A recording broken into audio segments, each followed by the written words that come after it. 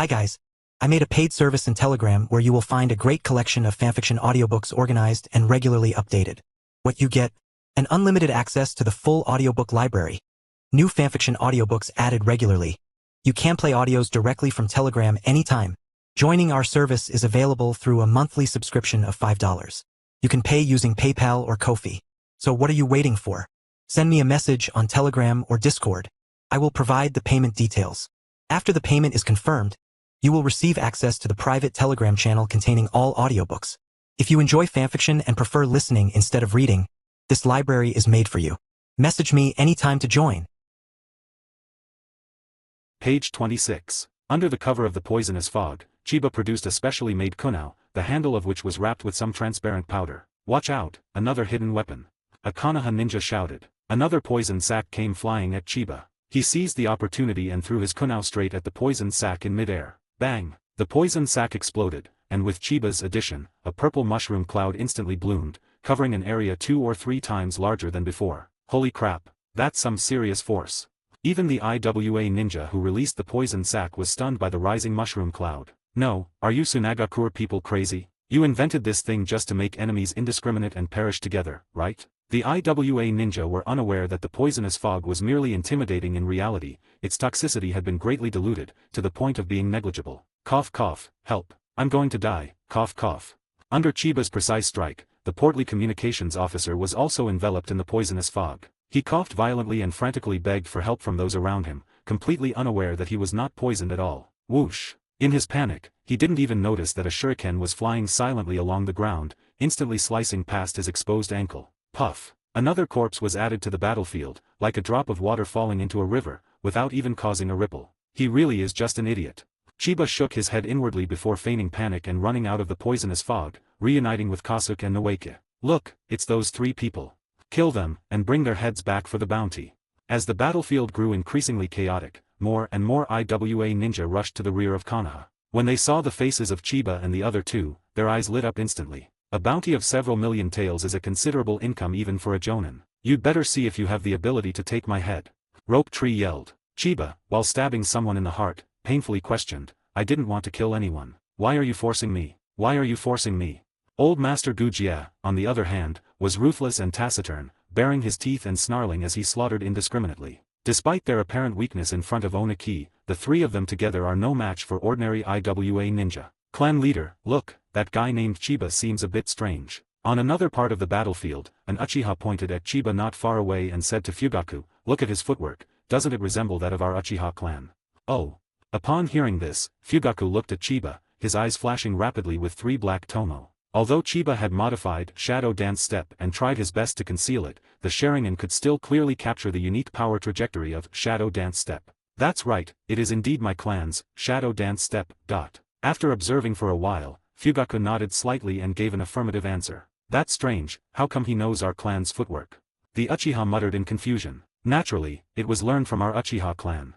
Fugaku didn't speak, but he already had a vague idea in his mind. Without the Sharingan, Chiba must have observed the Shadow Dance Steps extensively to master its essence. Shadow Dance Steps is a light and agile footwork technique, mostly practiced by women in the clan. This reminds me of when Chiba asked me if I knew Mikato. Extensive observation, women, and beautiful koto. Having grasped these key points, Fugaku felt as if he knew everything. Mikato said earlier that she didn't know Chiba, they were just in the same year, which means. Fugaku instantly imagined the answer. That's right, this is a story of unrequited love where the girl has never noticed the boy, but the boy has been secretly watching the girl all along. The girl is Mikato, and the boy is Chiba. Thinking of this, a smile appeared on Fugaku's face. He seemed to know how to tie Chiba to the Uchiha clan's chariot. The battle lasted for several hours, with no winners. Both Konoha and Uegakure suffered heavy casualties. At this point, both sides tacitly agreed to a truce and began to clean up the battlefield in a clearly defined manner. Although Chiba and his 2 companions looked extremely disheveled, they were not seriously injured and successfully survived until the end. It's not that Chiba is bragging, but the fact that the 3 Konoha genin got together and didn't cause any catastrophes is already quite low-key. Brother Chiba, several members of my clan are seriously injured. Could you please come and take a look at them? Not long after the war ended, Fugaku approached Chiba and made a pleading request. Of course, no problem. Please lead the way, brother Fugaku, Chiba readily agreed. Firstly, Fugaku stayed behind specifically for him. Secondly, the Uchiha clan had a relatively high success rate in terms of recruitment, so Chiba couldn't refuse Fugaku for either reason or emotion. Inside the tent where wounded members of the Uchiha clan were being housed, Chiba, who was first seriously injured and then slightly injured, began to treat the wounded in an orderly manner. Ding! Healing successful. Congratulations, host, you have obtained Fire Release Phoenix Flower Technique. Ding! Healing successful. Congratulations, host, you have obtained Fire Release Dragon Fire Technique. A series of system notifications sounded, and Chiba felt somewhat annoyed. No, is the Uchiha clan only good at fire release? Ding! Healing successful. Congratulations, host, you have obtained Uchiha Maniacal Laughter. Chiba. Good grief, did the system include him, the one who saves lives, because the Uchiha 4 laughing heroes are old, weak, sick, and disabled. Oh well, let's just relax and think of it as doing charity work. Saving lives is what it's all about. Alright, brother Fugaku, I. Just as Chiba finished treating several wounded Uchiha and was about to get up to leave, Fugaku, who had been silent for a long time, suddenly spoke. Brother Chiba, you're not young anymore. Have you thought about marriage? In the Naruto world, Chiba's age is indeed not young. When Itachi was that age, he was already old enough to be a great-grandfather. Not yet. Chiba replied somewhat puzzledly, unable to understand Fugaku's meaning. Fugaku nodded and spoke again. In that case, have you considered the girls of my Uchiha clan? Yes, it exists, but... Chiba admitted that he might have indeed read a gigabyte or two, a couple of times Uchiha Mikato's doujinshi. But now the person asking this question is someone's future husband. How the hell is he supposed to answer? Say he has feelings for someone else's wife. Fugaku would probably just activate his Mangekyo Sharingan in a fit of rage and use Susanoo to give him a massive blow right there. Seeing Chiba's hesitant manner, Fugaku became even more certain of his guess. So he leaned close to Chiba's ear and whispered, how about when we get back, I'll arrange for you to meet up with Mikato, so you two can get to know each other better. Chapter 29 Calamity, Get Out of Our Camp. Oh, what? Chiba looked at Fugaku in disbelief. Fugaku's words were so astonishing that he was momentarily speechless. Is there really such a self-disciplined man in this world? Perhaps only that guy who didn't bring an umbrella on a rainy night can compare to him. Is this okay? Chiba asked Fugaku, somewhat uncertainly. Of course, brother Chiba. Fugaku nodded, revealing a knowing smile. If you truly like her, I'm willing to act as a matchmaker for you and Mikato. Hiss. Finally, Chiba left the Uchiha tent looking completely bewildered, feeling utterly dizzy. What just happened? Chiba tried to clear his mind. Just now, Fugaku asked me if I wanted a wife, and said that as long as I asked, he would send his wife to me. Chiba knew that because of him, Fugaku and Mikato were probably out of luck, but it was still kind of exciting to think about. Hey, doctor, come with me quickly. My friend is unconscious and needs medical attention. Okay. Just as Chiba was in a daze, a ninja with a mustache rushed over anxiously, and Chiba was then dragged to a camp in the distance where the wounded were being housed. Well, I'm sorry, your friend is probably beyond saving.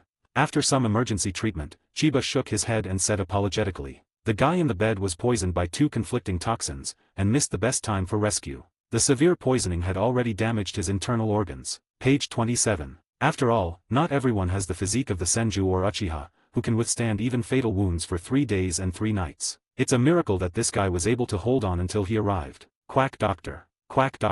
What good are you? The mustachioed ninja feigned grief and indignation, pointing his finger at Chiba's nose and angrily rebuking him. If it weren't for you offending the Tsuchikage, so many of our brothers wouldn't have died today. Now, you've killed my friend too, you're a jinx.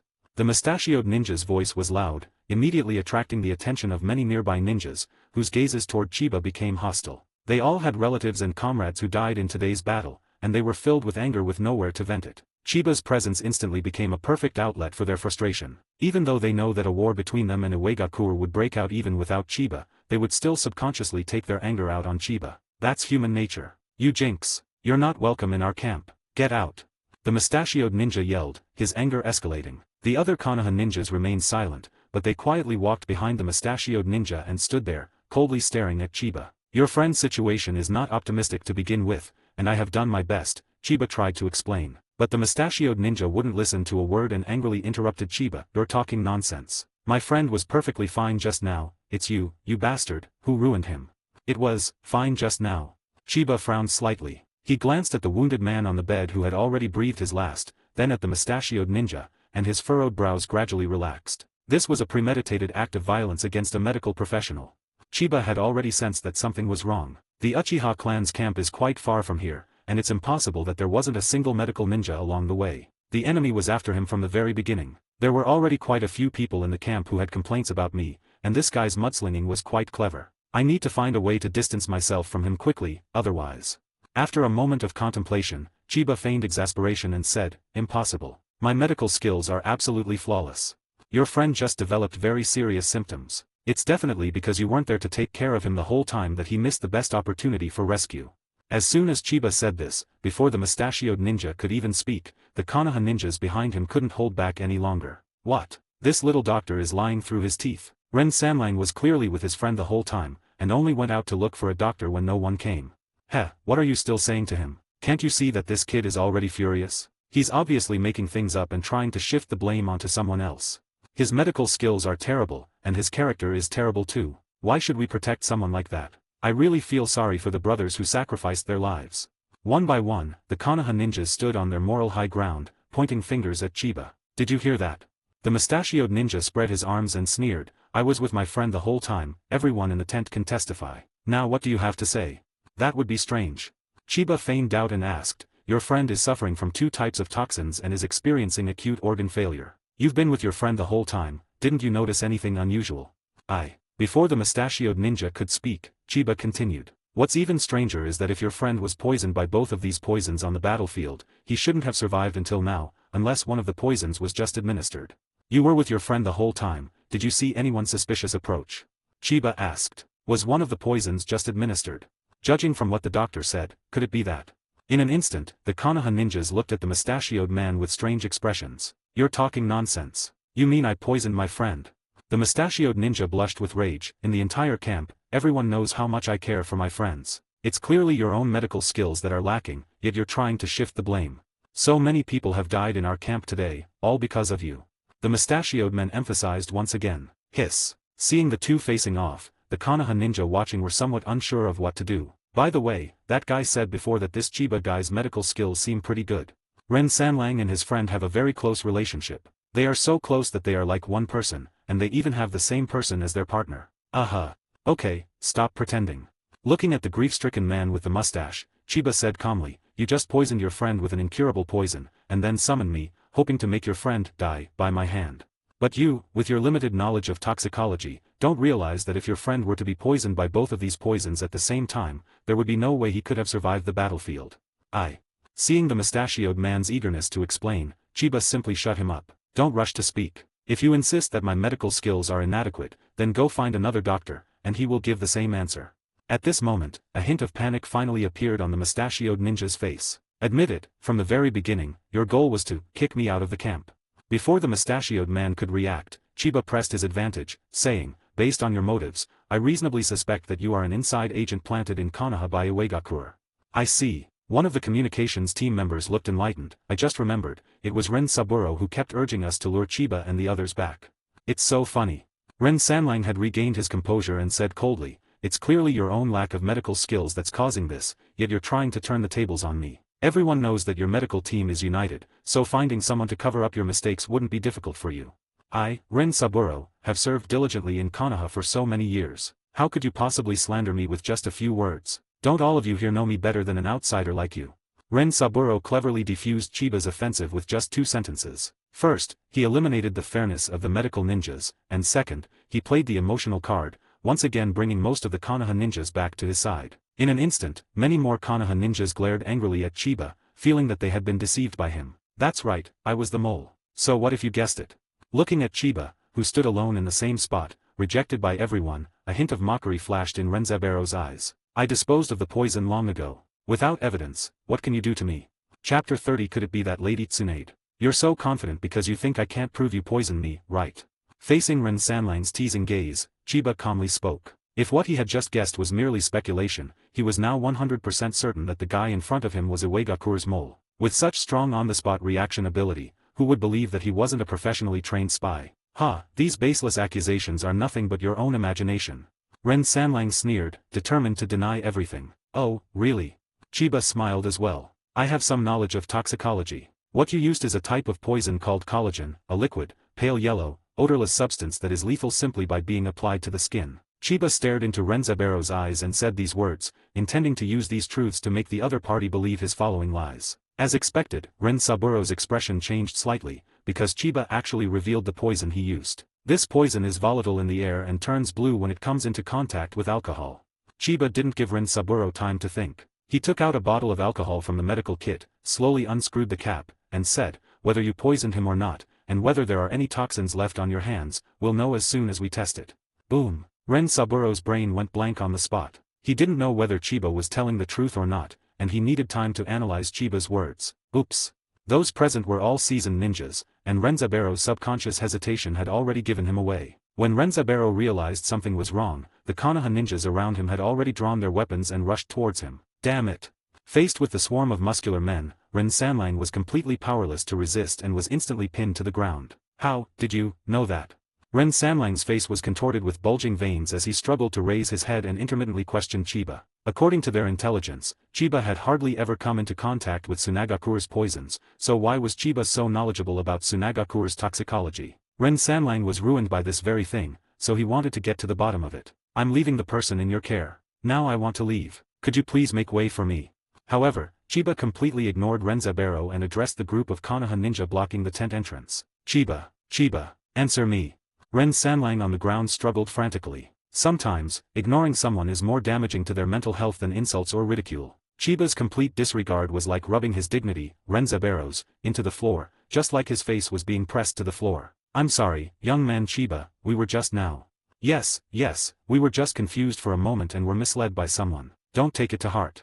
One of the Konoha ninjas spoke up somewhat awkwardly, and the others quickly echoed his sentiment. "I understand." Facing the apologies from the Konoha ninja, Chiba smiled and said, "So, can you please step aside now?" While he understood, Chiba naturally didn't have a good impression of those guys who had just mindlessly criticized him. The group of Konoha ninjas looked at each other, and finally made way for Chiba, watching him leave. "Damn it, it's all your fault."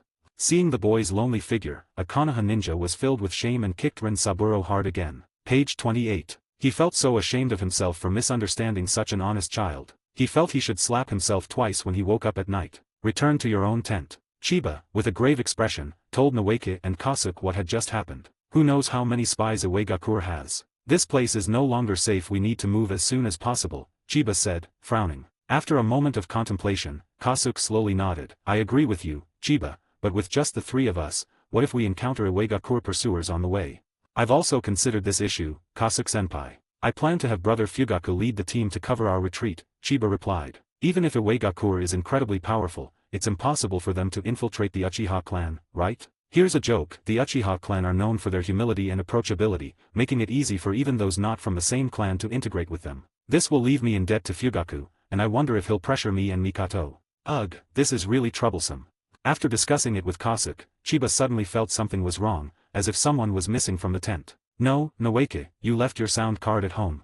Chiba looked at the silent Noeke to the side and asked in an annoyed tone. "It was because I made reckless decisions that everyone was put in danger before. I will never make decisions like that again." Unusually, Noeke didn't argue with Chiba, but instead explained with a frustrated expression. "You guy." Chiba had a headache. He knew that Noeke was still reeling from the previous deception. "Chiba, Noeke." Just as Chiba was pondering how to comfort Noeke, a familiar figure suddenly rushed into their tent. "Tsunade-sama. Sister." Indeed, it was Tsunade who had been searching all along who suddenly rushed into the tent. Orochimaru followed silently behind her, letting out a sigh of relief. "I'm so glad you're okay." Upon seeing that Chiba and Noeke were unharmed, Tsunade's beautiful eyes reddened, and without saying a word, she stepped forward and hugged Chiba tightly. "Tsunade-sama." The face wash came out of nowhere, and Tsunade, dribbling illegally, bumped into Chiba, knocking him senseless. Not only was Chiba confused, but Noeke was also confused. "Wait, what's going on, sis? Her younger brother is still standing here, why did she hug Chiba the first thing she did upon seeing him? Could it be that?" A wise light gleamed in Rope Tree's eyes. "Ah." After a long while, Tsunade's agitated emotions finally calmed down. Realizing something was wrong, she quickly released Chiba, her fair face flushed with embarrassment. Upon seeing this, Orochimaru revealed a playful smile, and even the seemingly insignificant Kasuke wore a maternal grin. On her way there, Tsunade thought about many things. What if I never see Chiba again? What if Chiba gets seriously injured and becomes paralyzed? Then she'll be the only one who can move. Pa, how embarrassing. In short, she realized that some things can only be done in a moment. If you like someone, you should boldly say it out loud and leave no regrets. At least that's what Tsunade thought on the way here. But when she actually saw Chiba, especially with her younger brother standing next to him, Tsunade immediately had second thoughts. What if Chiba thinks she's too big? What if Noeka doesn't understand her? What if? Tsunade avoided eye contact with Chiba, her usually bold and straightforward demeanor now revealing a hint of unease. It can only be said that liking something always makes people more reserved, and even Tsunade is no exception. Lady Tsunade, could it be? Looking at Tsunade's petite and feminine demeanor in front of him, Chiba's heart pounded wildly, and a bold guess popped into his mind. Lady Tsunade, you wouldn't happen to be. Sis, so you were. As Chiba spoke, Noeki also showed a look of sudden realization and spoke up quickly. Did Rope Tree figure it out? Tsunade was startled, a wave of embarrassment rushed to her head, and her whole body felt tingly and numb, making her feel completely out of control. Chapter 31 Conan appears again, Danzo loses his temper. It's all my fault for getting too excited and making it too obvious. Tsunade was both embarrassed and angry. If her younger brother found out that she had fallen for his friend and thought she was taking advantage of a younger man, how would she ever face him again? While feeling ashamed and indignant, Tsunade also harbored a faint sense of anticipation. If Noeki were to truly confess her feelings for Chiba, then she would know their attitudes towards it, whether Noeki would accept it, and whether Chiba liked her. Anyway, she'll only be shy for a short while. After that, she won't have to hide it anymore and can openly like Chiba. Thinking about it this way, Tsunade's embarrassment and anger were instantly lessened. So she looked at Rope Tree and asked, feigning composure, Rope Tree, what do you want to say? Sis, you were just trying to annoy me, weren't you? Rope Tree said with an expression that said, you know what I mean. Tsunade stared at Noeki in disbelief, only then realizing that in her embarrassment and anger she had overlooked something. She had overestimated her younger brother's intelligence. But what happened next left Tsunade completely bewildered. Because I made a mistake again, you deliberately hugged Chiba instead of me to express your dissatisfaction and concern for me. With his hands on his hips, Noeki said angrily, I know you've long disliked me as your younger brother. You want a smart guy like Chiba to be your younger brother, right? Tsunade's pretty face instantly darkened. Now, forget about lovers, Chiba is now her brother. See, I told you so. Rope Tree snorted smugly, otherwise, why would you look so grim, like you're about to beat me up? Thinking he had seen through Tsunade's little scheme, Noeki was smug and completely oblivious to the impending danger. Rope Tree. Hey, sis, why did you actually hit me? I'm your only brother, if you kill me, I'm gone. I'm going to beat you up. I'll teach you to talk back, I'll teach you to be so clever, you better shut up. Ouch, sis, not there. Yamat ah. Rope Tree screams instantly echoed throughout the tent, while Orochimaru, standing to the side, sighed helplessly and gave a doting smile. Noeki-kun is as idiot as ever, but... Orochimaru shifted his gaze to Chiba, who was standing there dumbfounded and at a loss, and nodded almost imperceptibly. That's fine too. Compared to Jiraiya, who was focused on achieving peace in the ninja world and couldn't afford to think about personal relationships, the young man in front of her might be a better match for Tsunade. This kid doesn't seem to understand romance very well, just like Tsunade and Noeki, those two idiots from the Senju family. I wonder when they'll get together. So, I misunderstood something earlier. Seeing Noeki get beaten up and Tsunade furious, Chiba's head, which Orochimaru considered an idiot, was completely blank. Lady Tsunade only hugged me to annoy Noeki, and then felt it was inappropriate, which is why she's shy.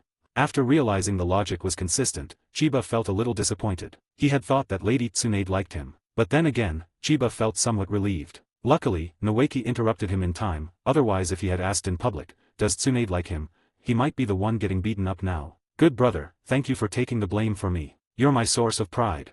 Chiba was deeply moved by the sight of Noeki screaming in pain but unable to escape. Unfortunately, when faced with relationship issues, Chiba, a descendant of the Thousand Hands bloodline and a lifelong single, says, I can't tell the difference, I really can't tell the difference. 10 minutes later, Tsunade clapped her hands, looking refreshed. Rope Tree, on the other hand, lay on the ground, utterly dejected, his little face swollen like a steamed bun, looking just like a fathead fish that had lost its dreams. To be honest, having a younger brother who can relieve her stress and release her emotions is pretty good for Tsunade. Chiba, on the way here, I heard that there was an inside agent from Uegakur trying to frame you and drive you out of the camp. After calming down, Tsunade looked at Chiba and asked, there is such a thing. Chiba nodded in agreement. We feel that this place is no longer safe, and we plan to have Uchiha Fugaku lead a team to escort us to another location. Hiss, those Uchiha guys might not be reliable. Tsunade and I will escort you. Orochimaru, who had been smiling silently, finally spoke up. That would be the best option. Chiba quickly agreed, as the two people in front of him were clearly better choices than Fugaku. Let's not delay, let's set off now. Tsunade glanced at the slumped Noeki on the ground and said to the people in the tent. Under the protection of Tsunade and Orochimaru, Chiba and his group quietly left the camp, intending to return to the small mountain where Nagato and the others were. Page 29. That hill was a location carefully chosen by Jiraiya. It was extremely secluded and allowed him to live self-sufficiently. With Tsunade and Orochimaru providing cover, they didn't have to worry about their whereabouts being exposed or being followed, so they were relatively safe. Tsunade and I will see you off here. We need to get back to the battlefield as soon as possible to help Jiraiya. Upon seeing the small wooden house not far away, Orochimaru stopped and said, "You all stay here and focus on your A-level missions. Don't go anywhere. You're not allowed to leave until the battle is over, understand?" Tsunade looked at Naoki and Chiba with some reluctance, and gave them some words of advice with concern. "Don't worry, Lady Tsunade, we know."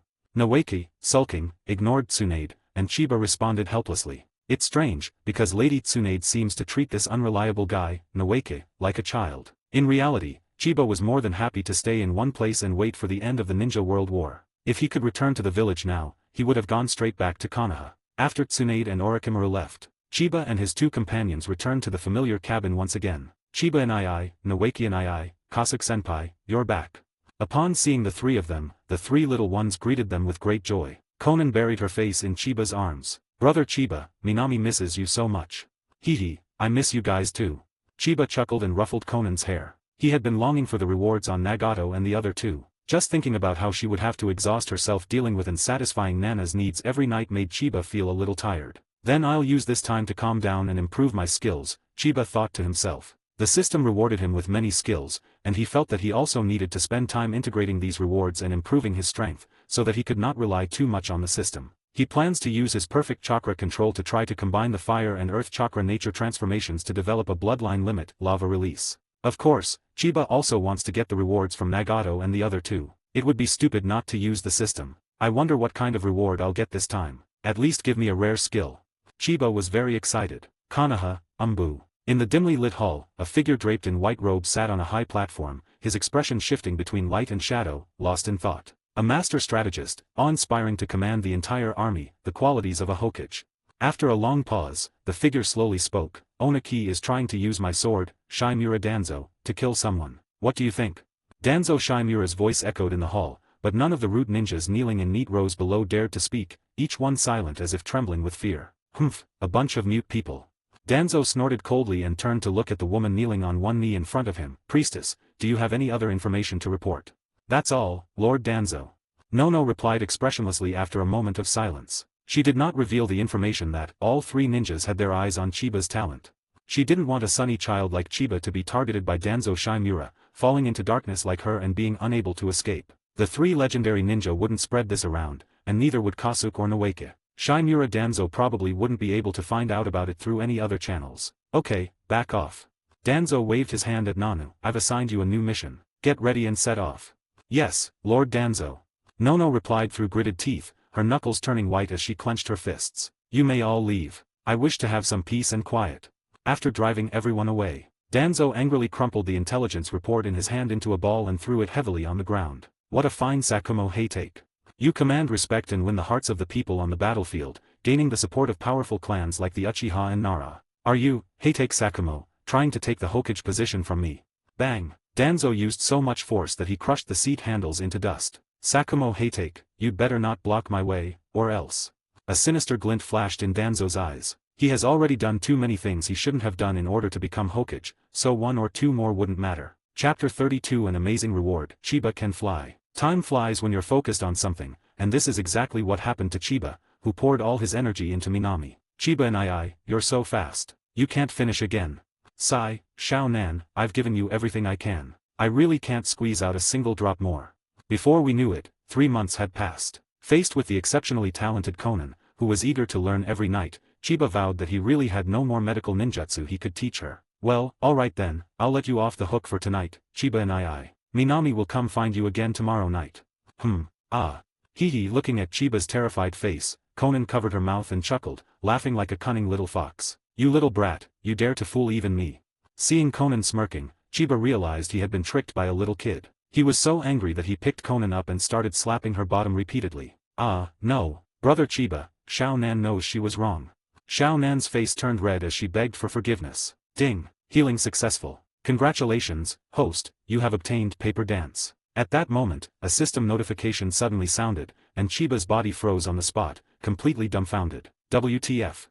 Chiba glanced at his own hands, then at the little girl in his arms, and was momentarily confused. For the past 3 months, he has worked tirelessly to provide psychological counseling to the three individuals, yet he was unable to resolve Xiao Nan's psychological issues. How come now? What the hell is the principle behind this? Brother Chiba, why are you ignoring Minami? Are you really angry? Xiao Nan secretly turned her head and saw that Qin Yi remained silent, which made her a little flustered. Brother Chiba, I shouldn't have scared you just now. Why don't you hit me a couple more times? Don't be angry, okay? Don't ignore me. Xiao Nan uttered a series of aggrieved words, and Chiba finally came to his senses. He gently rubbed Xiao Nan's head with a touch of heartache. Silly child, who said I'm angry? I'm happy right now. Dance of paper, a magnificent paper technique that transforms the body into countless pieces of paper, allowing for free movement and deformation, fluttering like butterflies. How could Chiba not be happy to have obtained such a powerful skill from Conan? Dance of Shikigami not only makes him immune to physical attacks, making up for his lack of area of effect attacks, but most importantly, it also grants him the ability to fly that countless people dream of. It's important to know that there are only a handful of ninjas in the ninja world who possess the ability to fly, and currently only Onaki can do it. When Chiba first watched Naruto, he was amazed by the scene of Conan descending from the sky with her white wings, and now he has that ability too. With further development, he could even master the art of the god of paper, possessing the power to transform 6,000 billion explosive talismans into a vast ocean. With a wave of his hand, the world changes color. Damn, just thinking about it is exhilarating. Gorgeous, absolutely gorgeous. And this skill suits me quite well too. Chiba nodded in satisfaction. It was quite reasonable for a medical ninja like him to be able to transform into a white-winged angel. Now, he is a true two-dimensional character. Are you really not angry, Chiba and I? Conan blinked her big eyes, stealing glances at Chiba's expression. Of course, when have I ever lied to Xiao Nan? Chiba pinched Minami's cheek and answered with a smile. Hey, that's great. Seeing that Chiba wasn't really angry, Conan finally felt relieved and happily snuggled up to Chiba. Upon seeing this, Chiba suddenly had an epiphany. Perhaps, a stable and intimate relationship is the most important thing that the three little ones are missing in their growth, what they crave most, and the key to unlocking their psychological problems. Since that's the case, how about we try beating up Yahiko and the others tomorrow? Chiba stroked his chin, a thoughtful expression on his face. Spare the rod and spoil the child, as the saying goes. Maybe if you beat them up, you'll get a reward. Worth a try. For several days, Chiba nearly killed Yahiko and Nagato, but failed to obtain the reward and had no choice but to give up. Well, even if Noeki and Kasuke hadn't stopped him, he couldn't have really killed the two little guys. Page 30. This also proves that his psychological counseling of the three was effective. At least Nagato was able to control his emotions and wouldn't go berserk so easily. Doge. Chiba reasonably suspected that Yahiko might be like Noeki, that idiot, and didn't have any psychological problems at all. Nagato, on the other hand, carries too heavy a burden of inner pain, making it difficult for him to resolve in a short period of time. At the same time, on a small hillside where the wooden house could be seen, two figures, entirely white, slowly emerged from the ground as if they were not solid objects. These are two strangely shaped humanoid creatures with green hair. If Chiba saw them, he would instantly recognize them as white Zetsu. Ugh, this is so annoying. That guy's senses are too sharp. Ever since he came, I haven't been able to listen to Nagato and the others chatting up close, a white Zetsu complained. Seeing that its companion seemed too lazy to pay attention to it, the white zeolite once again took the initiative to start a conversation. Speaking of which, that guy seems to be constantly giving Nagato hope. Shouldn't we stop him? Block. Why stop? Its companion glanced at it and chuckled coldly. Isn't this wonderful? Hope is like a bubble. The bigger it's blown up, the more painful it is when it bursts. Let him give Nagato hope first, and then we'll destroy it ourselves. How wonderful. Wow, I never realized you were such a weirdo. Shoo, someone's coming. Hide. A commotion came from afar, and the two white Zetsu once again disappeared underground, leaving no trace as if they had never been there. Jiraiya. Holy crap, Noeki, you big idiot. Outside the wooden house, Chiba, who was sparring with Noeki, stopped when she saw a familiar figure walking towards them. As a result, Rope Tree showed no sign of stopping and threw a punch that landed squarely on his handsome face. Don't look at me like that, Chiba. Looking at Chiba glaring at him, Noeki said smugly, anything can happen in a battle. Noeki and I has taught you a lesson. Take note. Idiot. Inu is destroyed. Chiba activated a super armor skill on himself, instantly healing the injuries on his face, and then looked at Jiraiya, who was laughing heartily to the side. Lord Jiraiya, what brings you here? Could it be? Looking at Jiraiya's smiling face, Chiba had a vague idea in his mind. Chapter 33 Konoha, an unexpected encounter with a youthful father. Yes. Jiraiya stepped forward, patted Chiba on the shoulder, and said, you've all worked hard these past few days. The war between Konoha and Uegakure is over. You can go back to Konoha now. Phew, finally.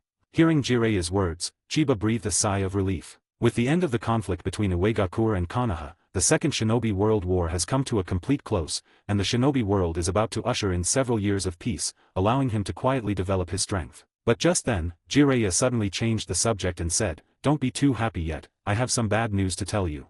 "Ah, what bad news, Jiraiya Nai-san?"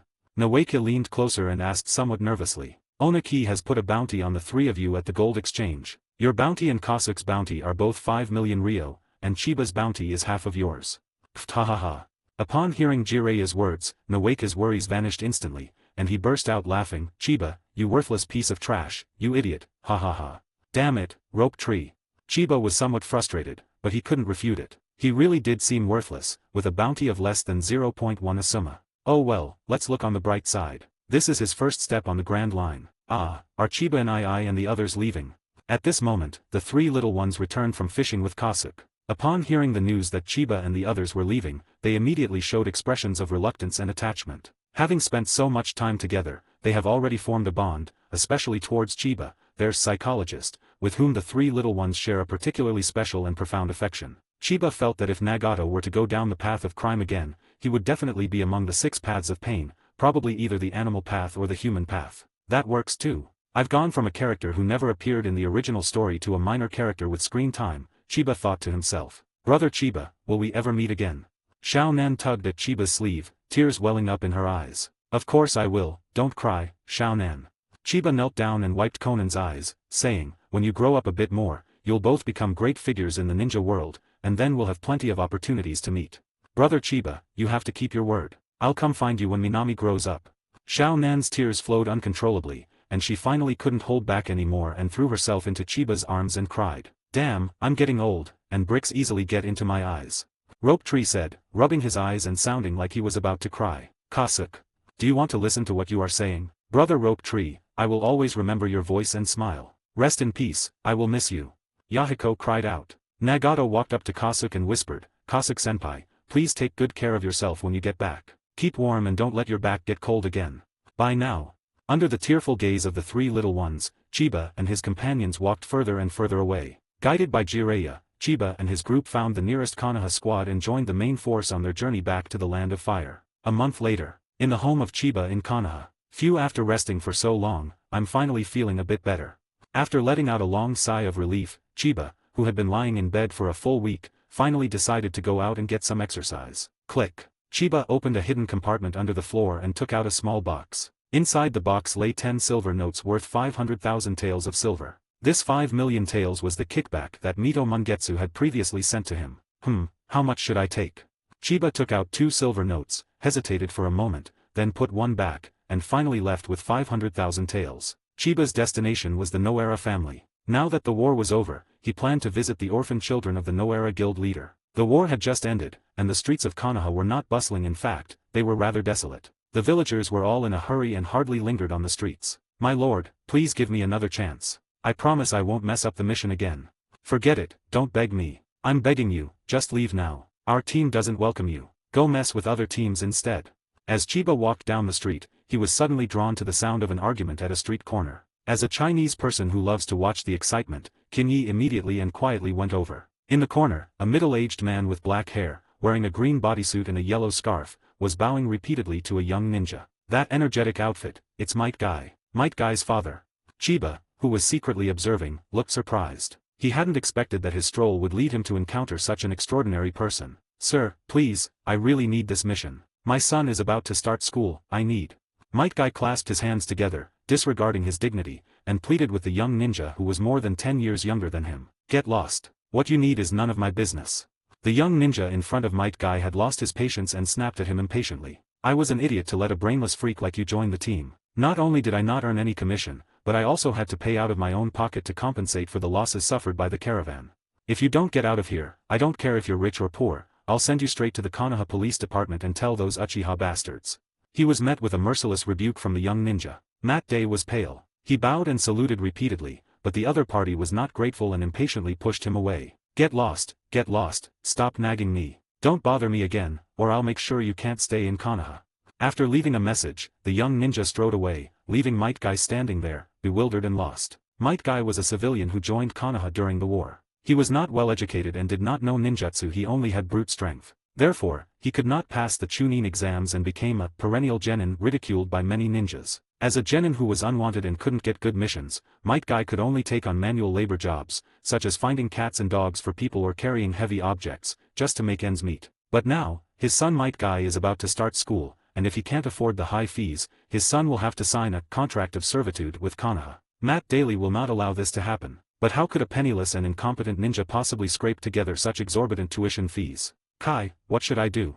Even Might Guy, with his iron will, was somewhat bewildered at this moment, and he painfully grabbed his hair. Phew, Guy, cheer up. Youth is not a time to slack off. After a long pause, Matt Day took a deep breath, forcing himself to perk up and prepare for a new attempt. Alright, let's try our luck somewhere else. Even though Might Guy knew that no one would want to team up with him, that those ninjas would spare no effort to ridicule him, and that his dignity would be trampled on time and time again. A father's love makes one strong. For Kai, he endured any hardship with joy, protecting the one he loved. This was the whole meaning of his youth. Page 31. Yosh, my youth is ignited. Let's go, die. Just as Matt Day flipped over and was about to move to the next location with his hands, a slightly childish voice came from behind him. Mr. Matt Day, please go easy on me. Chiba spoke with some uncertainty. To be honest, he was a little envious of Might Guy's 8 Gates formation, so he planned to make contact with him and see if he could get his hands on it. Chapter 34. Have you ever heard of the 8 Gates formation? Ah, you are. Might Guy braced himself with his hands on the ground and turned his head behind him, only to see a boy he had never seen before walking up to him. The reason I say I've never seen him before is because such a handsome young man would definitely leave an impression if I had ever met him. My name is Chiba. I just heard that you seem to be in a hurry to take on a mission. I happen to have a good one here. I wonder if you would be interested. Chiba asked with a smile. Yes, young man, of course I have it. Upon hearing Chiba's words, Might Guy instantly turned around excitedly and grabbed Chiba's hand as if he had grasped a lifeline. No matter what the request is, you can rest assured to entrust it to Chinchan Ade, and I promise to do my best to complete it. Matt Dai's neck turned red with excitement. The young man in front of me has such a good presence, he doesn't look like someone who's short of money. Ah, Kai's tuition is covered. My home is nearby. Come on, let me invite you to my house for a cup of tea. Let's sit down and chat. Matt Dai was very enthusiastic. He grabbed Chiba's hand and refused to let go, insisting on taking Chiba to his house for a visit. Matt Dai's house was on the outskirts of the village. The walls were peeling and the house looked dilapidated, giving the impression that it was about to collapse. No, you call 20 kilometers a short distance. Upon entering the house, Chiba plopped down on the worn-out sofa, picked up the tea that Might had spilled, and thought to himself with a touch of helplessness. No sooner had he taken a sip of tea than Might Guy rubbed his hands together and eagerly asked, young man, what was that good request you mentioned earlier? Chiba silently put down his teacup. Now he understood why Might Guy couldn't get any commissions. The boss opens the door and you get in the car. The boss is young and you act like the older brother. The boss offers you tea and you don't drink it. The boss drinks tea and you interrupt to speak. Nobody would want to hire you like that. You'd just be asking for trouble. Chiba shook his head inwardly and said, I've heard that your physical skills are quite good, and that you're cheap and skilled. I'm planning to hire you to instruct me in physical skills once a week, and the payment will be 100,000 taels per month. What do you think? Although Might Guy seems weaker than Kai, who almost ended the series with a single kick. However, being able to open all 8 gates and reduce the 7 ninja swordsmen of the mist, who were once renowned throughout the ninja world, to a mere trio of misfortunes, shows that Might Guy's talent is definitely not lacking. He is a good candidate for saving lives. A ninja like Dai, who only practices taijutsu and has no money or resources, must have many hidden ailments that need treatment. However, if he rashly offers to treat the other party and is unusually kind to Matt Day for no reason, it will only make the other party suspect that he has ulterior motives. Therefore, Chiba decided to establish a commission relationship with the other party first, and then take the opportunity to speak up, which would be more prudent. No problem, of course there's no problem.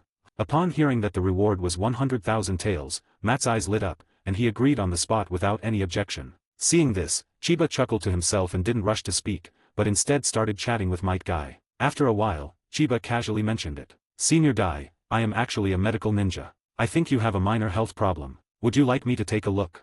Swish. Upon hearing Chiba's words, Might Guy jumped up from the sofa as if he had springs in his butt. No need, young man, you don't need to check me. The honest, unassuming man was sweating profusely with anxiety, waving his hands repeatedly and refusing incoherently. How about I take this case instead, and you find someone else? I don't have any money, I really don't have any money. My child needs so much money for school.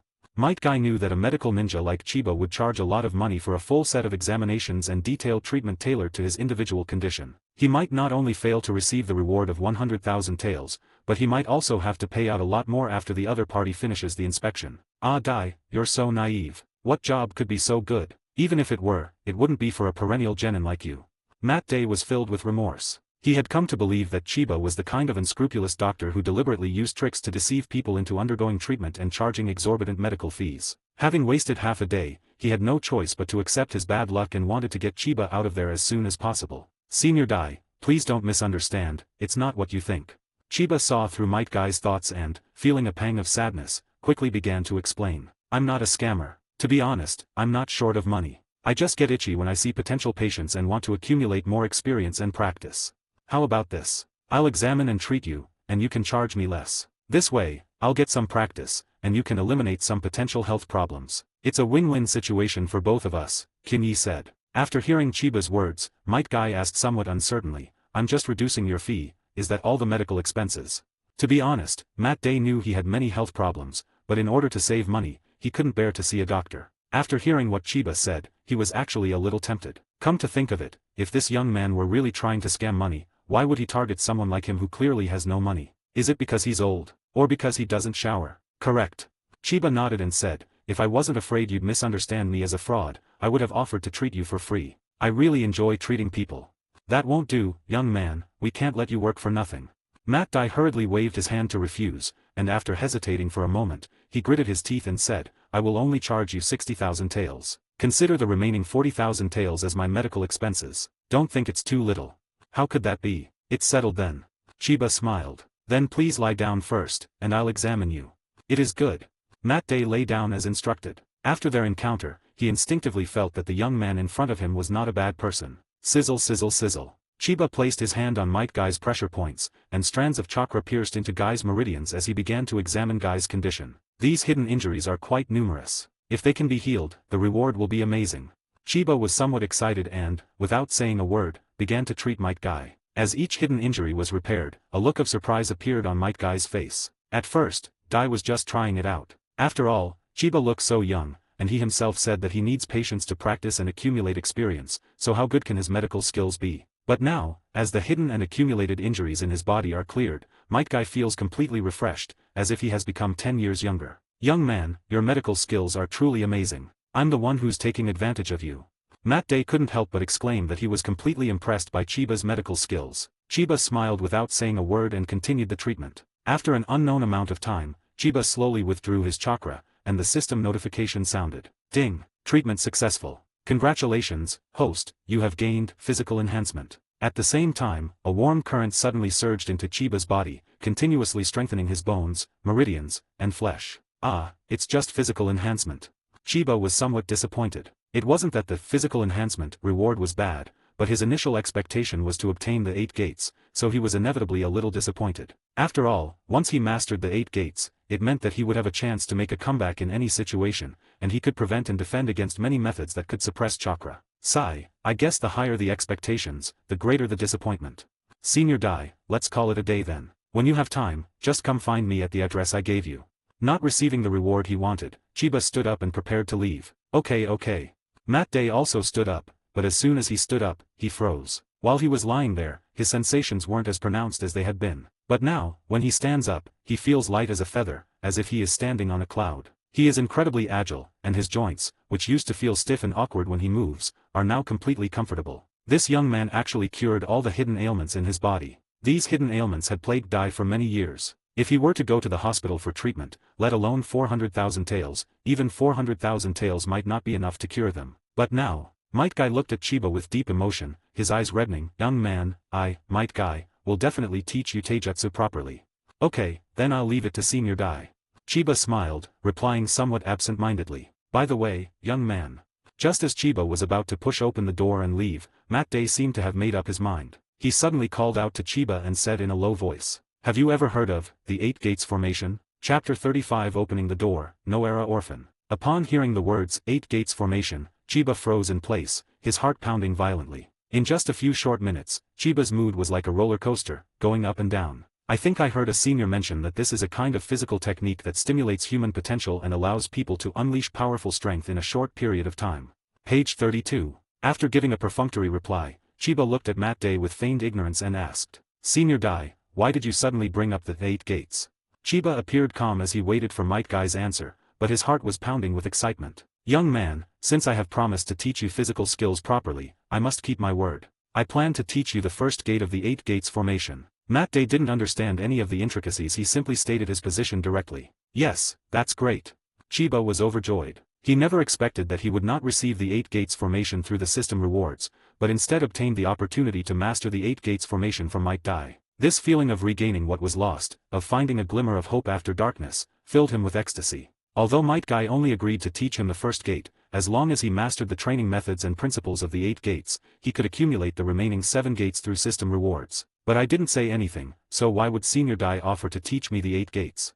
Chiba asked, somewhat puzzled. In fact, it's really hard for a sly guy like Chiba to understand the thoughts of a straightforward person like Might Guy. In Matt Daly's mind, he felt he had to repay whatever others had done for him, always striving to do more and never less. That was his youth. Chiba not only cured his hidden ailment, but also provided him with a stable way to make money, solving his immediate problem. He couldn't possibly repay these favors with a mere 40,000 taels. The only skill Dai Wei could offer was the 8 gates formation. The 8 gates formation is not a taijutsu unique to the Might family. Might Dai felt it was most appropriate to teach Chiba the first gate, which does not involve the core, as a way of repaying him. After all, the 8 gates technique is extremely difficult to master. Even the first gate might not be opened by Chiba. Everyone has 8 gates inside their body that limit their chakra.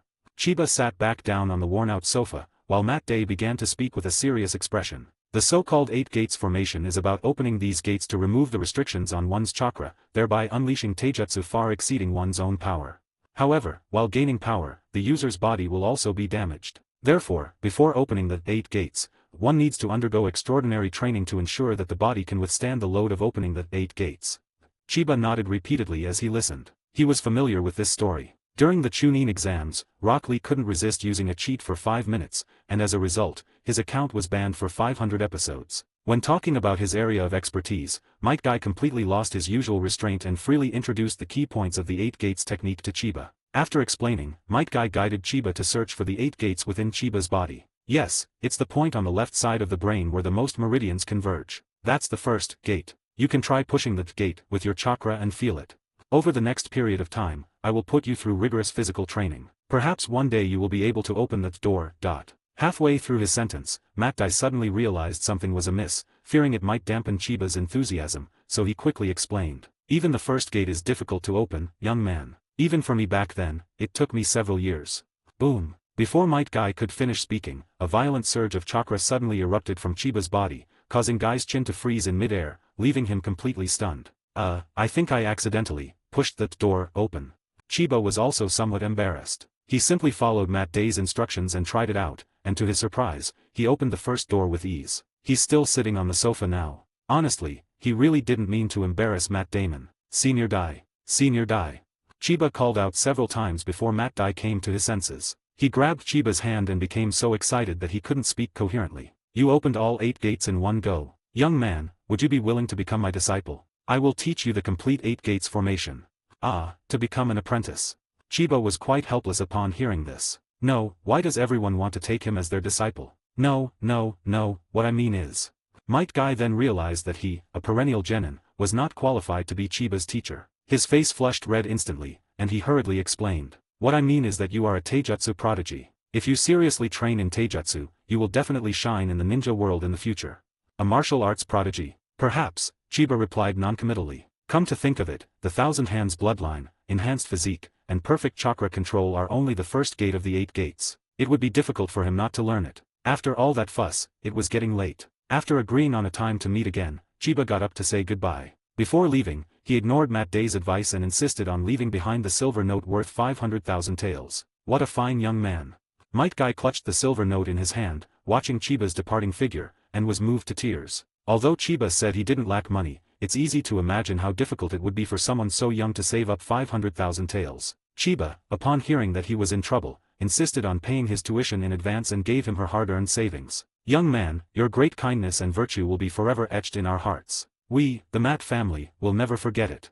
The next day, Chiba casually pocketed a silver note containing 500,000 taels and went out again. Unfortunately, apart from a 36D lady, Chiba didn't encounter anyone noteworthy when he went out today. Noticing Chiba's gaze, the young woman came closer and said that her cat could do the splits and she wanted to invite Chiba to her house to see it. She also said that since Chiba was so handsome, she would make an exception and give him a discount, only charging him 10,000 ryo for the ticket. Chiba refused without even thinking about it. Are you kidding me? What kind of cat is this? It's so expensive just to look at. Arriving at the Noera residence, Chiba looked at the plaque hanging on the gate, and once again, the hearty laughter of Noera, the group leader, echoed in her mind. Ha ha ha, if my daughter weren't so young, I'd want to recruit you as my Noera family's son-in-law.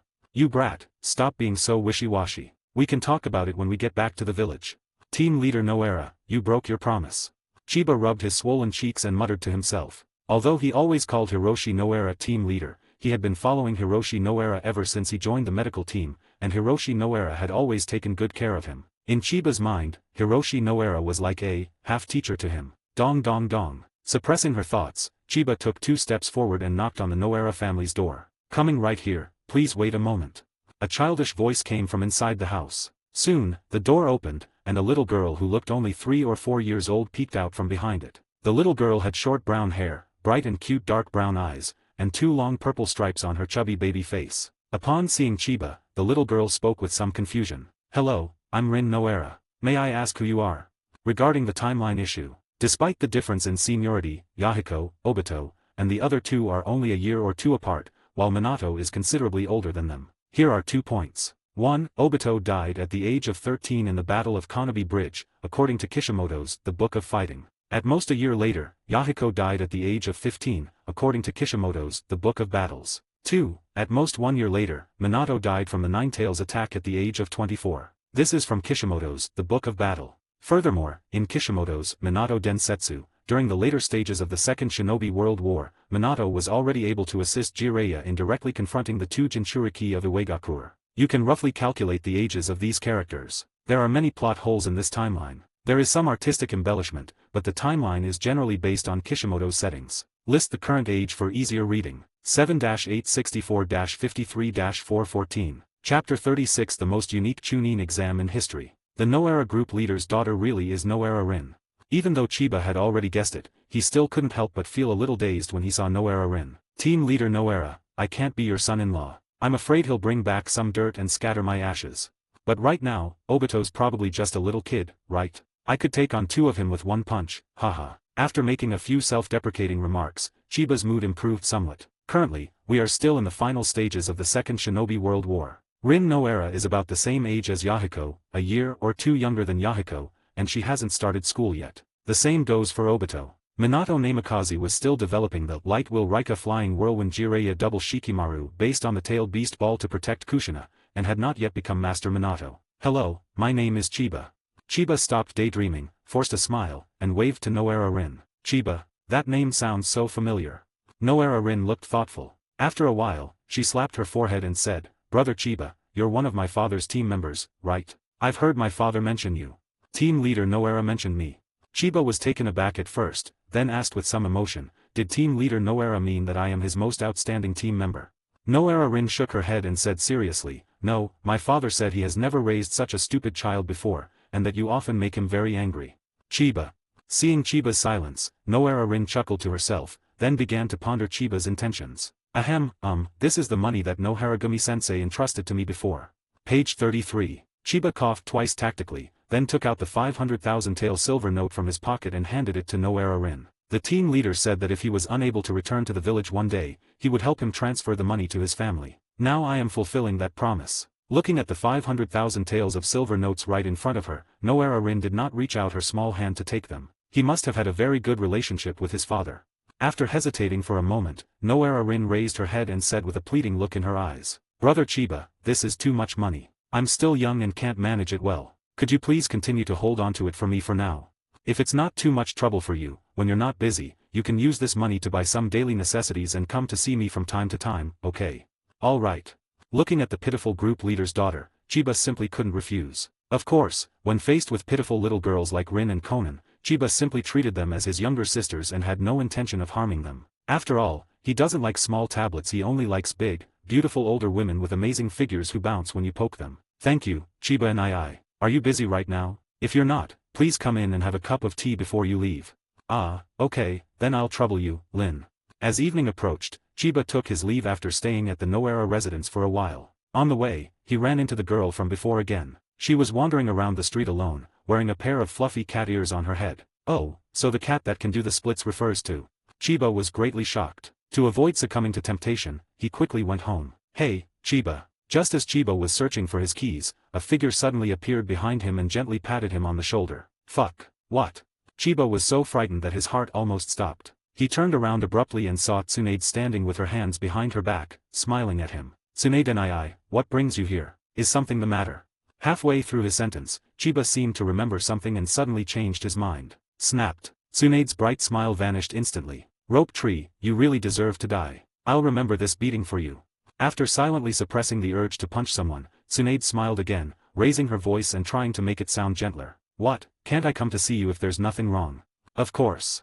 Chiba didn't notice Tsunade's odd behavior. He pointed to his small apartment of about 20 or 30 square meters and laughed. My house is actually quite big. You're welcome to come over anytime, no problem. TCH, this place is so small, I can't even move around properly if I want to do something with you. Tsunade pursed her lips and followed Chiba into the room before getting straight to the point. Alright, I do have something to ask you. As she spoke, she pulled a piece of paper from her pocket and slapped it on the table next to her. This is the registration form for the Chunin exams. I've registered you for this Chunin exams. Oh, Chunin exams. Chiba was stunned. Putting aside the fact that Konoha's strongest fighters are genin, there's no need for him to lower himself to become a Chunin. Why would a medical ninja like him participate in the Chunin exams? It's not like a few years from now. Wouldn't it be better for him, a non-combatant, to steadily advance through the medical system based on his merits? What's that expression on your face? Seemingly sensing Chiba's thoughts, Tsunade instantly forgot about being gentle and tapped Chiba's head in an annoyed tone. I already told you, I want you to be in charge of the healthcare reform project. If you don't meet the performance standards for combat personnel, how can my plan proceed? Go, I'm getting hungry after talking to you for so long. Hurry up and go to the kitchen to make me something to eat. We can talk while we cook, Tsunade said. You're just saying, I'll do it, you tell me, right? You really know how to boss people around. Faced with Tsunade's unequal oppression, Chiba, filled with righteous indignation, made a choice. Okay, Tsunade-sama. Chiba responded and quickly went into the kitchen. Sometimes it's fun to be ridden on, there's no need to be so concerned about saving face, Chiba comforted himself. A few moments later, Chiba prepared the meal, and the two enjoyed their dinner while chatting about the upcoming Chunin exams. Chiba, don't think you can easily pass this test with your abilities. While picking up food, Tsunade spoke up, this Chunin exam is quite special. Don't blame me for not warning you, be careful not to make a mistake. Upon hearing this, Chiba frowned slightly. To be honest, he really thought this Chunin exam was just a formality, wasn't it? After a moment of hesitation, Chiba took the initiative to ask, what's so special about it, Tsunade? Since Tsunade has already made arrangements for him, he should just do it. He can work hard to get a position in Konoha and live a more comfortable life in the future, as expected of the boy that Tsunade has chosen. Seeing that Chiba was not blindly arrogant, but humbly seeking her advice, Tsunade nodded in satisfaction. She put down her chopsticks and said seriously, before answering this question, let me ask you a question first. Do you know what the real purpose of the Chunin exams held by each village is? No. Chiba nodded in agreement, saying, the Chunin exams may seem like a way to select better ninjas, but in reality, they provide a fair and square stage for each ninja village to compete, strategize, and test their skills. Many important figures will come to watch and assess the national strength of each country. Only by conquering them with strength can we snatch the commissions from these big clients from other ninja villages. You're right, Chiba. After hearing Chiba's words, Tsunade nodded slightly, then raised a slender finger to explain to Chiba, this Chunin exam is a new round of competition after the end of the war between several countries. The major ninja villages are all holding their breath, so this assessment allows for casualties and injuries, and the restrictions on the candidates have been reduced to a minimum. That's one reason. Secondly, Kirigakure, which has always been completely isolated from the other countries, has unusually proposed to participate in the joint Chunin exams, which means. After a pause, Tsunade spoke with a solemn expression. This will be the first time in history that all 5 great ninja villages will participate in the Chunin exams. Chapter 37 Konoha will go straight for nuclear weapons. Unusually, the Hidden Mist village is joining the fray for the first time in history. Upon hearing Tsunade's words, Chiba felt a chill run down his spine and instinctively became wary. Was this Chunin exam a plot point that was bound to happen, or was it a sudden event triggered by his little butterfly, or was it specifically aimed at him? Could it be that Oniki wants the people of Iwagakure to kill me? Could it be that Madara Uchiha wants to use Kirigakure to kill me? Could it be, I don't think I've offended the Reikage or the Kazekage. After brainstorming, Chiba felt that he might be overthinking things. After all, most people wouldn't expect him to participate in the Chunin exams, right? Tsunade was unaware that Chiba was being paranoid. She raised another finger and continued speaking. Thirdly, due to years of war and the reasons mentioned above, many guys who should have been promoted to Chunin long ago have not been promoted and are still nominally genin. In other words, this Chunin exam is a mixed bag, with all sorts of weirdos and monsters. It wouldn't be surprising if you ran into a jonin during the exam. After Tsunade's explanation, Chiba finally understood. Wasn't this just vicious competition? They clearly possessed the strength of a Chunin, or even a jonin, but they refused to give them Chunin status, insisting they're just a genin from their own village, all to save face in this Chunin exams. You're smurfing, I'm smurfing, and the bronze player instantly becomes a super shadow player. Chiba shook his head inwardly. Tsunade was right. For various reasons, this Chunin exam would definitely be quite exciting. With restrictions lifted and casualties allowed, the assessment site will likely turn into a battlefield where ninjas from several major villages fight each other. What's even more terrifying is that the minimum level of your opponents is Chunin, but there's no upper limit to their strength. But why do I feel excited? Chiba looked at his hands, somewhat bewildered. He didn't understand where this excitement came from. He was clearly a peace-loving medical ninja. Chiba, I've told you everything I need to know. Now it's your decision. Chiba.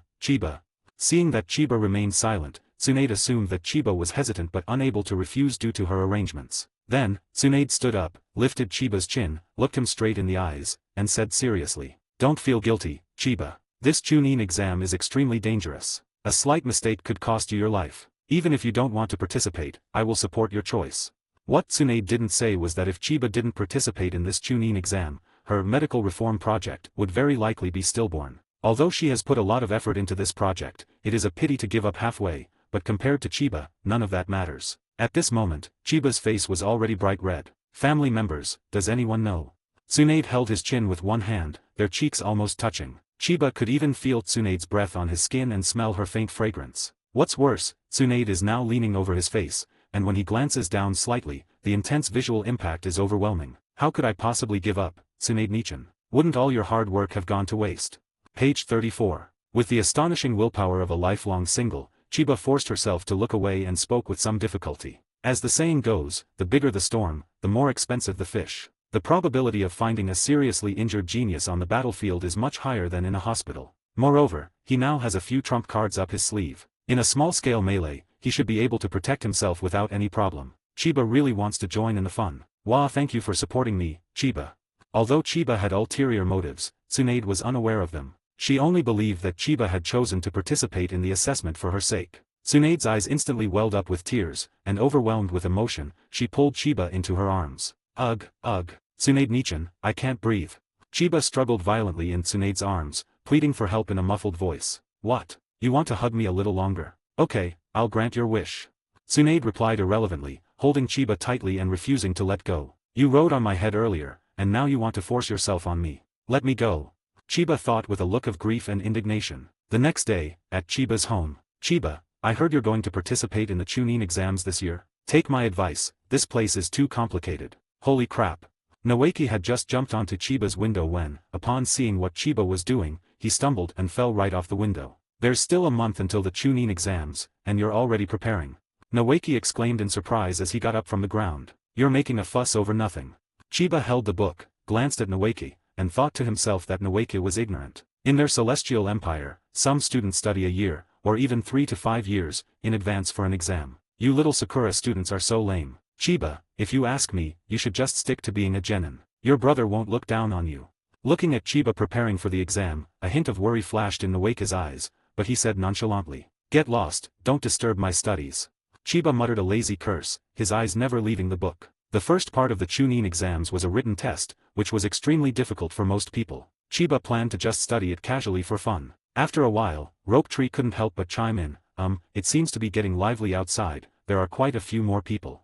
Well, after all, Konoha is the host of this Chunin exams, so we have to prepare in advance, Chiba replied casually. Chiba appeared to be reading a book, but he was actually already thinking about the assessment. Aside from Shadow Dance Step, Chakra Scalpel, and various escape techniques and other conventional combat methods, he still has 3 trump cards up his sleeve. The 8 Gates Formation, Opening Gate, the Dance of Shikigamai, and the Underdeveloped Lava Release. We should avoid using these 3 trump cards if possible. If we absolutely have to, we'll reveal the 8 Gates first, Chiba thought. Lava Release and Shikigami Dance are too special. They are both life-saving techniques, and Chiba doesn't want to expose them during an assessment. For the next month, I'll learn the taijutsu techniques that accompany opening the gate from Senior Dai. I'll also need to trouble Senior Kasuke to teach me a few more water-style techniques. If I have time, I can also go to the hospital to try my luck in the lottery from time to time, Chiba secretly planned. A month goes by in a blink of an eye. Amidst much anticipation, this Chunin exam, the first Chunin exam since Tobirama Senju established it, saw all 5 major ninja villages participate simultaneously, and it began as scheduled. Go for it, brothers of Konoha. Get good grades. That's right, let's make Konoha proud, and not let those foreigners outdo us. Amid cheers from the onlookers, Chiba walked nervously into the written exam room, feeling as if he were back in the college entrance exam hall. Damn it, Konoha's higher-ups, have you no shame?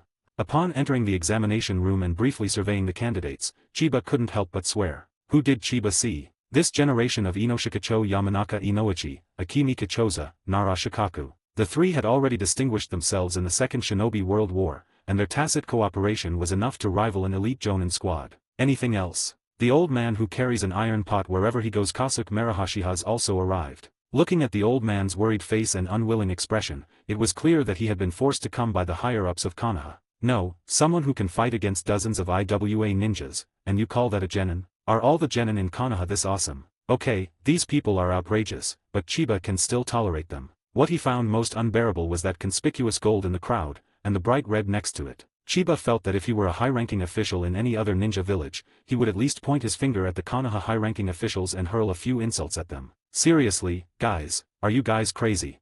You guys brought out nuclear weapons during a military exercise. Chapter 38 The Forest of Death, a cruel tournament system. Isn't this cheating?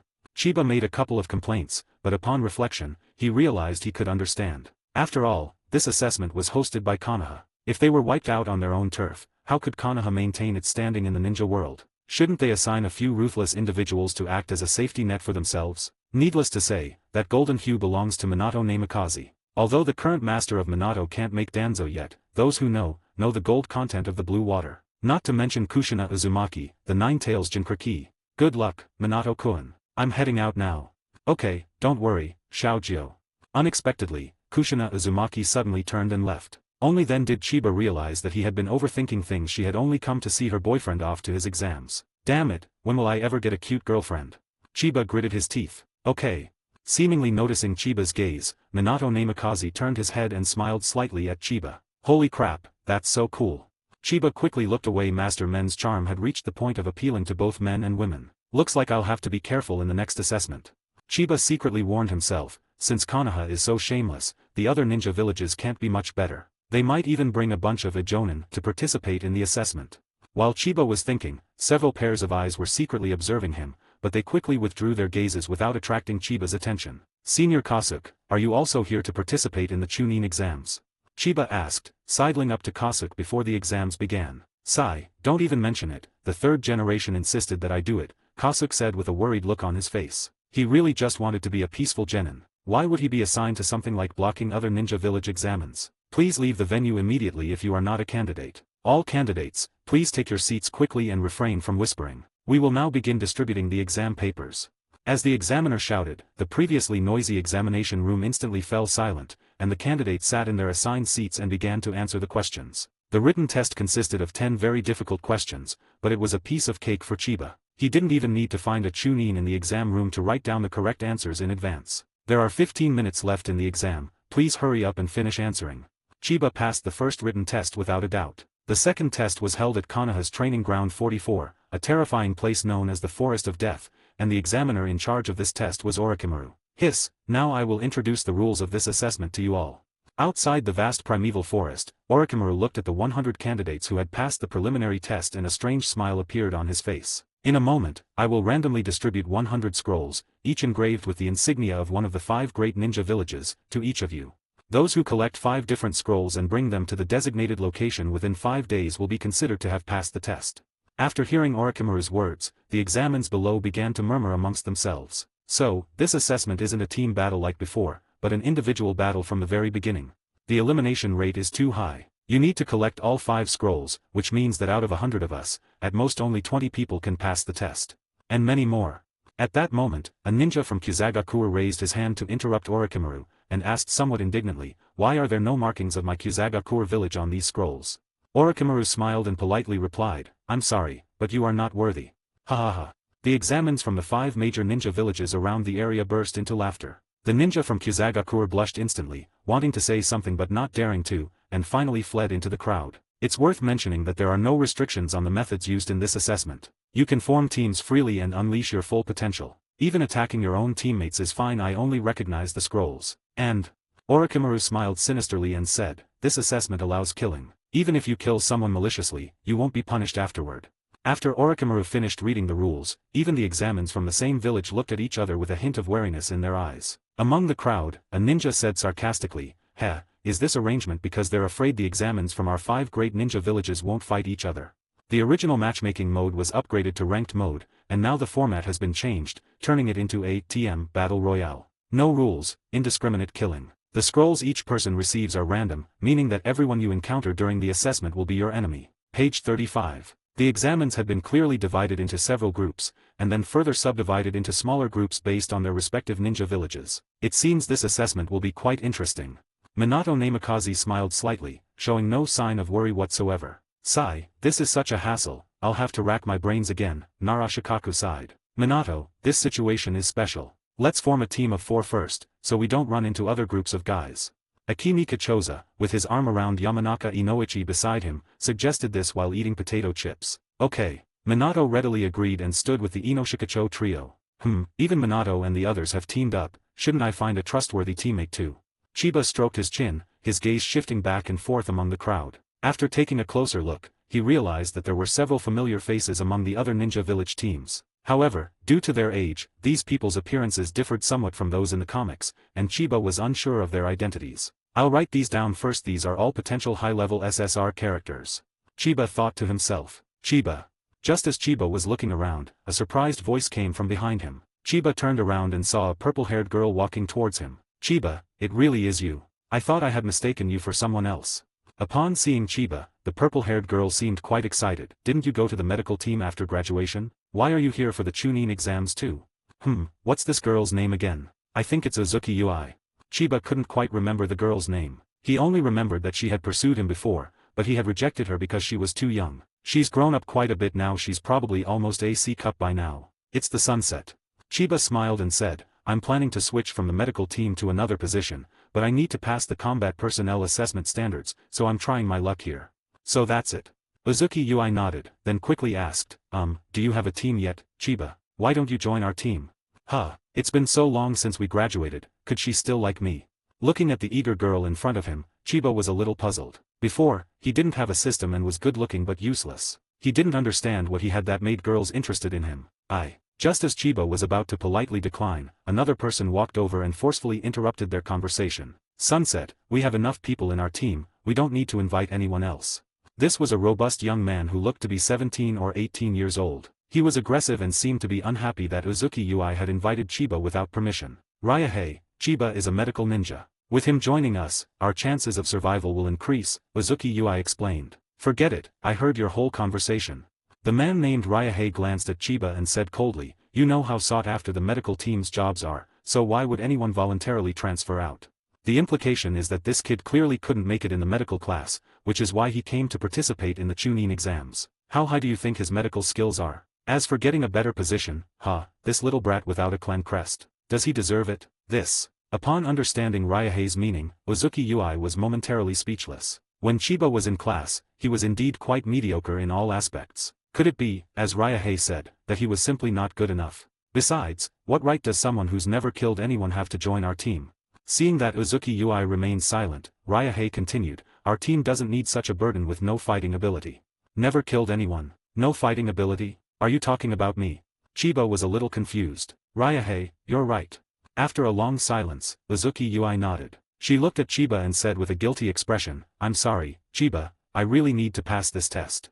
I heard that this Chunin exam is very difficult. She needs a capable partner, not a first love who will require her to take care of him once she gets in." After making her choice, Uzuki Ui dared not look Chiba in the eye again and hurriedly turned and left. "Kid, don't let me see you bothering Xiang again, or don't blame me for disregarding our village ties, and killing you." Ryuhei, like a high and mighty figure, stared indifferently at Chiba and pronounced his verdict, his confidence stemming from absolute self-assurance in his strength. Among the chunin of his cohort, no one could possibly be stronger than Ryuhei. His goal was not just to pass this chunin exam, but to make a name for himself in this battle. Chiba. Is it possible that he is the one being harassed? Chiba was speechless at Ryuhei's childish behavior. Was it his fault that he was as handsome as the readers? Did he have to find a sense of superiority in him? He hadn't even had a chance to say a word before he was dragged into this melodramatic and clique drama. Ryuhei, right. Chiba smiled. When the assessment begins, if there's a chance, I'll let you see my medical skills. Ha, forget it. Just don't let me see you again. Ryuhei sneered, turned away dismissively, and quickly caught up with Uzuki Ui. Chiba stared at his retreating figure and murmured, no, I can't get over this mental hurdle without healing your fatal wounds a few times. He can't afford to mess with the Konoha F4 for now, but Amir Karami dares to threaten him. Does he really think Chiba has never killed anyone before? Chapter 39 Undercurrents flow, each with their own hidden intentions. At the same moment, outside the Forest of Death, the ninjas from the other villages were also discussing countermeasures, and many of their gazes fell on Chiba as they spoke. Iwagakure faction. One of the IWA ninja leaders pointed at Chiba and said without any hesitation, see that kid over there? Once we're in the forest, kill him if you get the chance. Boss, do I need you to give me this specific instruction? A ninja from IWA licked his lips and grinned maliciously, don't try to take this bounty from me, brothers. It's mine for the 2.5 million taels. Don't underestimate our opponents. The leader of the IWA ninja warned. Let's all attack together and not give them a chance to fight back. Hidden in the sand. Strangely enough, a group of Tsunagakure ninjas gathered together and were subtly led by a red-haired boy who was not even 10 years old. If you encounter that guy named Chiba during the assessment, you are not allowed to attack him. You can offer him some assistance if appropriate, the red-haired boy instructed. Young master, but he's from Konoha. A Sand Village ninja asked, puzzled. Are you questioning my decision? The red-haired boy looked at the Sand ninja who had spoken, his calm gaze revealing an undeniable domineering presence. No, we wouldn't dare. We will follow your orders. The Sand ninja dared not meet the red-haired boy's gaze again, cold sweat pouring down his forehead. He then remembered that the previous colleague who had questioned the young master had already been turned into a puppet by the young master and the master. At this moment, behind the red-haired boy, a young man with short, reddish-brown hair, wearing a mesh lining and a black ninja outfit, was staring at the red-haired boy with a sinister look. The young man's name was Raza. Although he was nominally a genin, he already possessed strength comparable to an elite jonin and was a confidant of the third Kazekage. If I get the chance, I'll kill Cho's grandson. Remembering the third Kazekage's instructions before his departure, Raza looked at the red-haired boy's back, a hint of killing intent flashing in his eyes. Cho's son and daughter-in-law should have died in that battle, but who would have thought that Konoha would save them? Cho even used resources belonging to Tsunagakure to bring them back for her own selfish desires. This incident made the third Kazekage and Raza realize the danger. In Tsunagakure today, the Cho family holds almost absolute power, rendering the Kazekage a mere figurehead. What's even more deadly is that Cho's grandson, Sasori, is actually a puppet genius who is 1 in 100 years. Sasori had only been working with puppets for half a year, yet he was already able to multitask, controlling 4 or 5 puppets at the same time to fight. He even made improvements to the basic puppets of Tsunagakure. Many people in the village praised Cho-sama for having a worthy successor. Yes, there are successors. If the Cho family is allowed to continue like this, won't Tsunagakure become the Cho family in the future? Wouldn't people like Luo Sha, who come from humble backgrounds, be forever barred from entering high-level positions and have no chance of advancement? If Cho's descendants don't die, the existence of the third Kazekage is a joke, and the position of fourth Kazekage will never fall to me, Raza. After taking a few deep breaths, Luo Sha's eyes returned to calm, but the killing intent in his heart grew stronger. Although Scorpion is strong, that's only relative to his peers. In front of him, Scorpion is like a small scorpion in the desert, which he can crush with a single step. Hiss, candidates who are ready can come here to collect their scrolls. At this moment, Orochimaru clapped his hands lightly, attracting everyone's attention. After receiving the scrolls, you can enter the examination room. Swish. Upon hearing Orochimaru's words, a small team of ninja from a small village quickly stepped forward, took the scroll from Orochimaru, and rushed into the Forest of Death without stopping. Clearly, they wanted to venture deep into the forest beforehand, understand the environment, and seize the initiative. Of course, there were also candidates who were confident in their abilities and entered the forest alone after receiving their scrolls. In short, as each examinee entered, the once peaceful forest became a turbulent place, fraught with hidden dangers. Senior Kosuk, you don't have a team yet either. How about we team up? Chiba didn't rush in. Seeing that Kosuk was also left behind, he grinned and went over to him. Page 36. Kosuk nodded, a kind smile on his face. I'll give you all the scrolls when I get them. I won't need them anyway. The two hit it off immediately and went to Orochimaru to collect the scroll. Good luck, Chiba-kun, but be careful not to die, Orochimaru reminded him with a smile. Thank you. Chiba accepted the scroll and replied very politely. Chiba and Kasuke stepped over the iron fence and into the death forest. The dark forest was like a crouching beast, hiding its fangs and waiting for its prey to venture deeper. Senior Kasuke, do you think that with the rules of this assessment, half of the candidates will survive? Chiba asked suddenly, as if struck by a thought. Difficult. After pondering for a moment, Kasuke slowly shook his head. By the way, Kasuke-senpai, what kind of scroll did you get? Chiba asked, glancing at the scroll in his hand. Without saying a word, Kasuke threw the scroll in his hand directly at Chiba. Pat. Chiba reached out and took the scroll, unfolded it, and frowned. Your scroll, like mine, also bears the Konoha mark. If the scrolls are distributed randomly, the probability of us getting the same scroll at the same time is only 1/25. Could it be that? Swish, swish, swish. Just as Chiba was pondering, 4 figures leaped through the forest, quickly approaching them. Who is it? Chiba and Kasuke quickly spread out, ready for battle. Don't be nervous, it's just a few of us. We just wanted to tell you something. 3 figures stopped in the forest. Only one handsome figure walked out slowly with a smile on his face. It was Minato Namikaze. If I'm not mistaken, the scrolls you two hold are also Konoha scrolls, right? Minato Namikaze laughed. Did all 4 of you also get the Konoha scrolls? Chiba asked in return. That's right. Minato nodded in agreement. We suspect that the candidates from each of the major ninja villages will likely receive scrolls corresponding to their own village. They're afraid we won't fight, so they're even tampering with the scrolls. It's practically forcing the examines from the major ninja villages to fight each other, Chiba said helplessly. These high-ranking officials are really scheming. The abacus beads are practically falling on the faces of these test takers. The candidates from the same ninja village all have the same scrolls, which means that in order to collect all 5 scrolls and win, they must defeat at least 4 candidates from other ninja villages. Yes. Minato nodded and said, so I suggest you don't harm your own villagers. If possible, it would be best to help them out. We understand. Thank you for reminding me, Minato Namikaze. Well then, I'll take my leave now. Goodbye.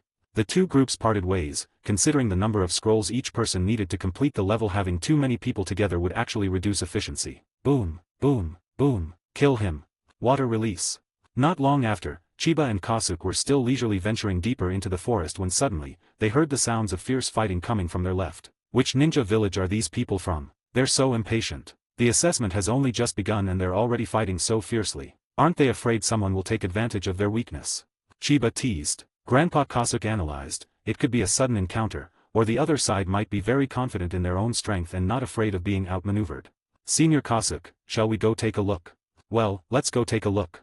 Chiba and Kasuke exchanged a glance and quickly made up their minds. Perhaps they would soon be able to obtain their first scroll. In the original storyline, Sasori became a chunin at the age of 8. The timeline for Sasori's parents' deaths has been postponed. Please be aware of this. Chapter 40 Chiba saves people, unexpected turns. A few minutes earlier, in the Forest of Death, 4 or 5 examines dressed in hidden mist ninja outfits walked together, heading deeper into the forest. Among them, a young man with short black hair and no eyebrows stood out. The young man had sharp teeth, a cross-shaped scar on his right cheek, bandages wrapped around his ears and neck, and red stripes painted around his mouth. Hey, what are you doing standing so close to me?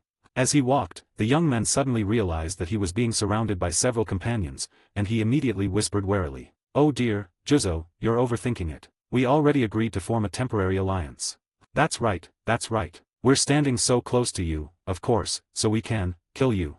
Swish. The few hidden mist ninjas who were just chatting and laughing suddenly sprang into action, each revealing the weapons they had already concealed, and fiercely stabbed at the young man named Juzo. Damn it. Ugh. Even though Juzo was on guard, he still couldn't dodge all 4 sharp blades that came from different angles. After barely managing to avoid a vital spot, Juzo's left lower abdomen was pierced by a kunai, leaving a deep hole. Water escape water formation pillar. Despite the pain, Juzo formed hand seals and spat out a giant water ball towards the ground. Get out of the way. One of the hidden mist ninjas exclaimed in surprise, and the others hurriedly dodged and retreated. Boom. The next instant, the water ball that hit the ground exploded with a bang, and the water that cascaded down like a waterfall instantly swallowed the spot where they had just landed. As expected of iron-blooded Pipa Juzo, even when seriously injured, he can still unleash such a large-scale water release technique. Looking at Kirigakure Juzo, who was holding his lower abdomen with one hand and whose hands were stained with blood, a Kirigakure ninja chuckled and teased. Such an injury would not be fatal under normal circumstances, but in this perilous battlefield, it would be enough to take Pipa Juzo's life. Chunshue, we agreed to kill the outsiders first, so why did you attack me as soon as you came in? Pipa Juzo questioned with a grim expression. I'm sorry, Juzo. The ninja named Shunsui laughed and said, Lord Mizukic said that only one of us can survive, but you are far stronger than us, so we have no choice but to join forces to take you down first. Being born in the blood mist, there's nothing we can do about it, another mist ninja chimed in with a laugh. Damn it, you bunch of bastards. Pipa Juzo gritted his teeth, blood still gushing from his lower abdomen, the dizziness from blood loss making his legs weak. Bang! Juzo slammed the large sword on his back into the ground, propped himself up, and gritted his teeth to intimidate the menacing Kirigakure ninjas around him. Juzo is almost dead. Let's go and finish him off quickly, lest things get complicated. A Kirigakure ninja urged his companion. You talk a good game, but he's dying. Why don't you take the lead instead of just spouting nonsense? Seeing that his companion wasn't fooled, the mist ninja turned to Shunsui and said, Shunsui, you're the strongest among us. Why don't you lead the way and we'll cover your rear? Get lost. If I charge in, you'll definitely stab me in the back, Shunsui cursed angrily. After a long exchange of words, no one was willing to take the lead and let others take advantage. At this point, Juzo Baiwa was injured and no longer posed a threat, so their temporary alliance was no longer so stable. Just surround him and don't let him escape. Use ninjutsu to wear him down. Shunsui suggested. Water release, water release. Water release, water cannon. The group of mist ninja reached an agreement once again, and everyone formed hand seals, launching rapid water bullets like cannonballs at Baiwa Juzo. Water escape, water formation wall. Left with no other choice, Pipa Juzo formed hand seals and spun around to create a barrier of water, barely managing to block the incoming attack. Damn it! The depletion of chakra exacerbated Juzo's injuries, and a wave of weakness washed over him. Juzo bit his tongue hard, and only under the stimulation of pain and the taste of blood did he regain his strength. Look, this time he's really on his last legs, haha. Shunsui revealed a satisfied smile. Being able to surround and kill the genius Pipa Juzo was a very fulfilling thing. Haha, kill him quickly. I'm going to use his blood to make my ration pills. The other Kirigakure ninjas, while using water release techniques, also laughed in a perverse manner. Under the cruel rule of the third Mizukic, there were hardly any mentally sound people in Kirigakure. Damn it, am I really going to die here today? Pipa Juzo gritted his teeth in resentment. He had been ambushed first and then trapped by several people working together. He could see no hope of escaping. Who's there? Show yourself. However, just as Baiwa Juzo was in despair, the men who were attacking him suddenly changed their expressions, scattered, and looked warily towards the woods on his right. Too bad, we've been discovered. From the woods, two figures, one old and one young, slowly emerged. They were Kasuke and Chiba, who had come to watch the excitement. It really is Juzo the Loquat. Looking at the extremely weak Juzo Baiwa, who was sandwiched between four mist ninja, a burning desire flashed in Chiba's eyes. Juzo Baiwa, later one of the first 7 ninja swordsmen of the mist of Kirigakure, was the wielder of the executioner's blade. This guy is a ruthless character who treats tailed beast balls like ping-pong balls, and is worth 20 Omega-Kure demigods, including Hanzo the salamander. He's no less formidable than Danzo who stabbed Susanoo with a kunao. He's a rather memorable supporting character in Naruto, after all. He's injured like this now. If he recovers, he'll definitely get a hefty reward, Chiba thought with some anticipation. Chiba originally wanted to wait until Juzo Baiwa was more seriously injured, preferably close to death, before coming out to take advantage of the situation. Who knew that he would be discovered by these little Karami from Kirigakure? TCH, so it's just an old man and a brat, a mist ninja said dismissively. Page 37. Didn't your Hokage teach you not to meddle in other people's business, or you'll easily lose your lives? Another mist ninja sneered. Of course, it's not their fault, since Chiba and Kasuke's appearances are just too deceptive. Spring water, are we going to kill them? Chiba, shall we make a move? The two sides were on the verge of a standoff, giving Juzo Baiwa a chance to catch his breath. Juzo looked around, trying to find an opportunity to break through, but his weak legs told him that he simply couldn't do it with his current strength. Those two Konoha bastards. Seeing that Chiba and Kasuke had no intention of leaving and seemed determined to interfere, Shunsui's face darkened. This is a private matter of Kirigakure, so you guys from Konoha shouldn't interfere. After a long stalemate, in order to avoid further complications, Shunsui had no choice but to suppress her temper and say something while holding her nose. Alright, you all stay away and don't need to do anything. After this guy dies, you can keep the scrolls he had. How about that? The scroll that Juzo Baiwa carries is called Hidden Mist, which is useless to them. It's better to promise it to these two first and tell them not to cause trouble. As for whether to give or take action later, once they have the time, it's up to them to decide. Haha, sorry. Despite Shunsui's suggestion, Chiba remained unmoved and pointed to Juzo Baiwa beside him, saying, I'm determined to save this person. The scrolls and such were completely unimportant to Chiba. What he wanted was the reward. The reward. Nani? The hidden mist ninjas, including Shunsui, were stunned upon hearing this. Not only them, but even Juzo Baiwa was taken aback. Why is this guy helping me? Pipa Juzo looked at Chiba with a complicated expression, thinking that there might be something wrong with Chiba's mind. Damn it, you're asking for it. You're asking for it. A ninja from the Hidden Mist village flew into a rage and pointed at Chiba and his companion, shouting angrily. Chunshui's expression also turned cold. It seems you're determined to die. Very well, then you can set off with Juzo.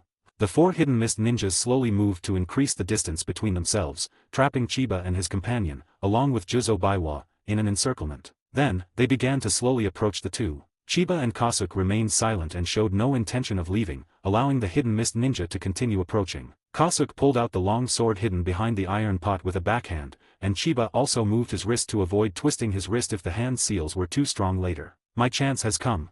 Pipa Juzo stood between the two sides, his eyes fixed on the group. In the dead silence, the two sides drew closer and closer, their killing intent growing ever stronger. A great battle was about to erupt. Swish, swish, swish. However, at that moment, another unexpected event occurred, and a rustling sound suddenly came from the woods beside them. Everyone turned their heads to look, and saw 4 Sand Village ninjas appearing and disappearing in the sparse woods nearby, clearly attracted by the commotion earlier. Are they from Sunagakure?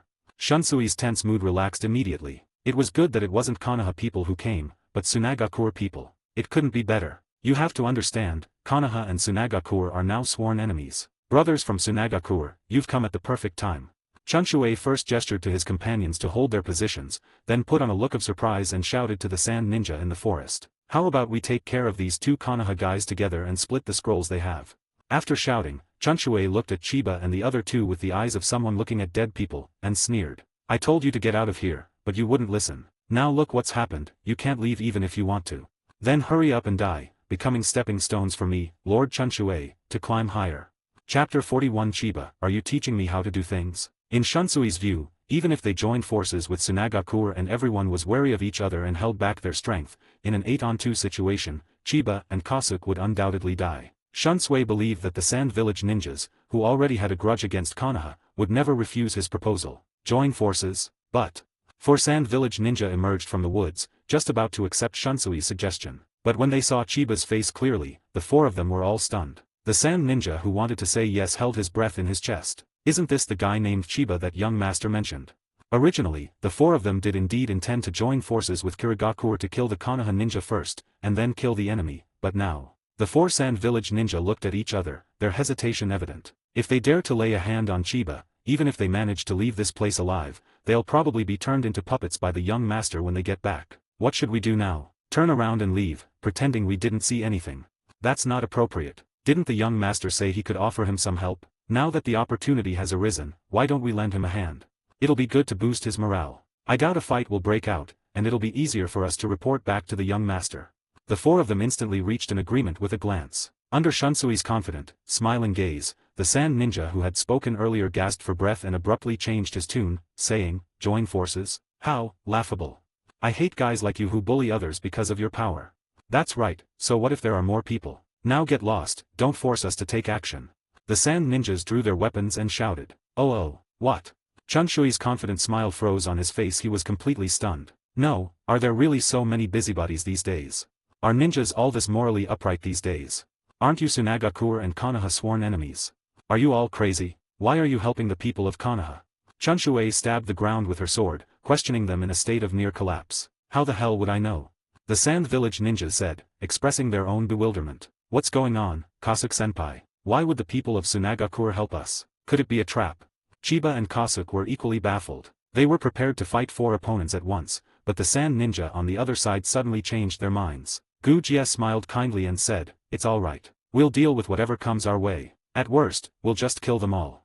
With the 3 sides locked in a stalemate, Pipa Juzo, who had originally planned to escape in the chaos, was left standing still, unsure whether to run or not. Chunshui's face was pale. He didn't understand where he had offended these sand ninja, nor did he understand why they would refuse such a mutually beneficial arrangement. Gritting his teeth, Shunsui tried to persuade them. Brothers of Sunagakure, are you sure?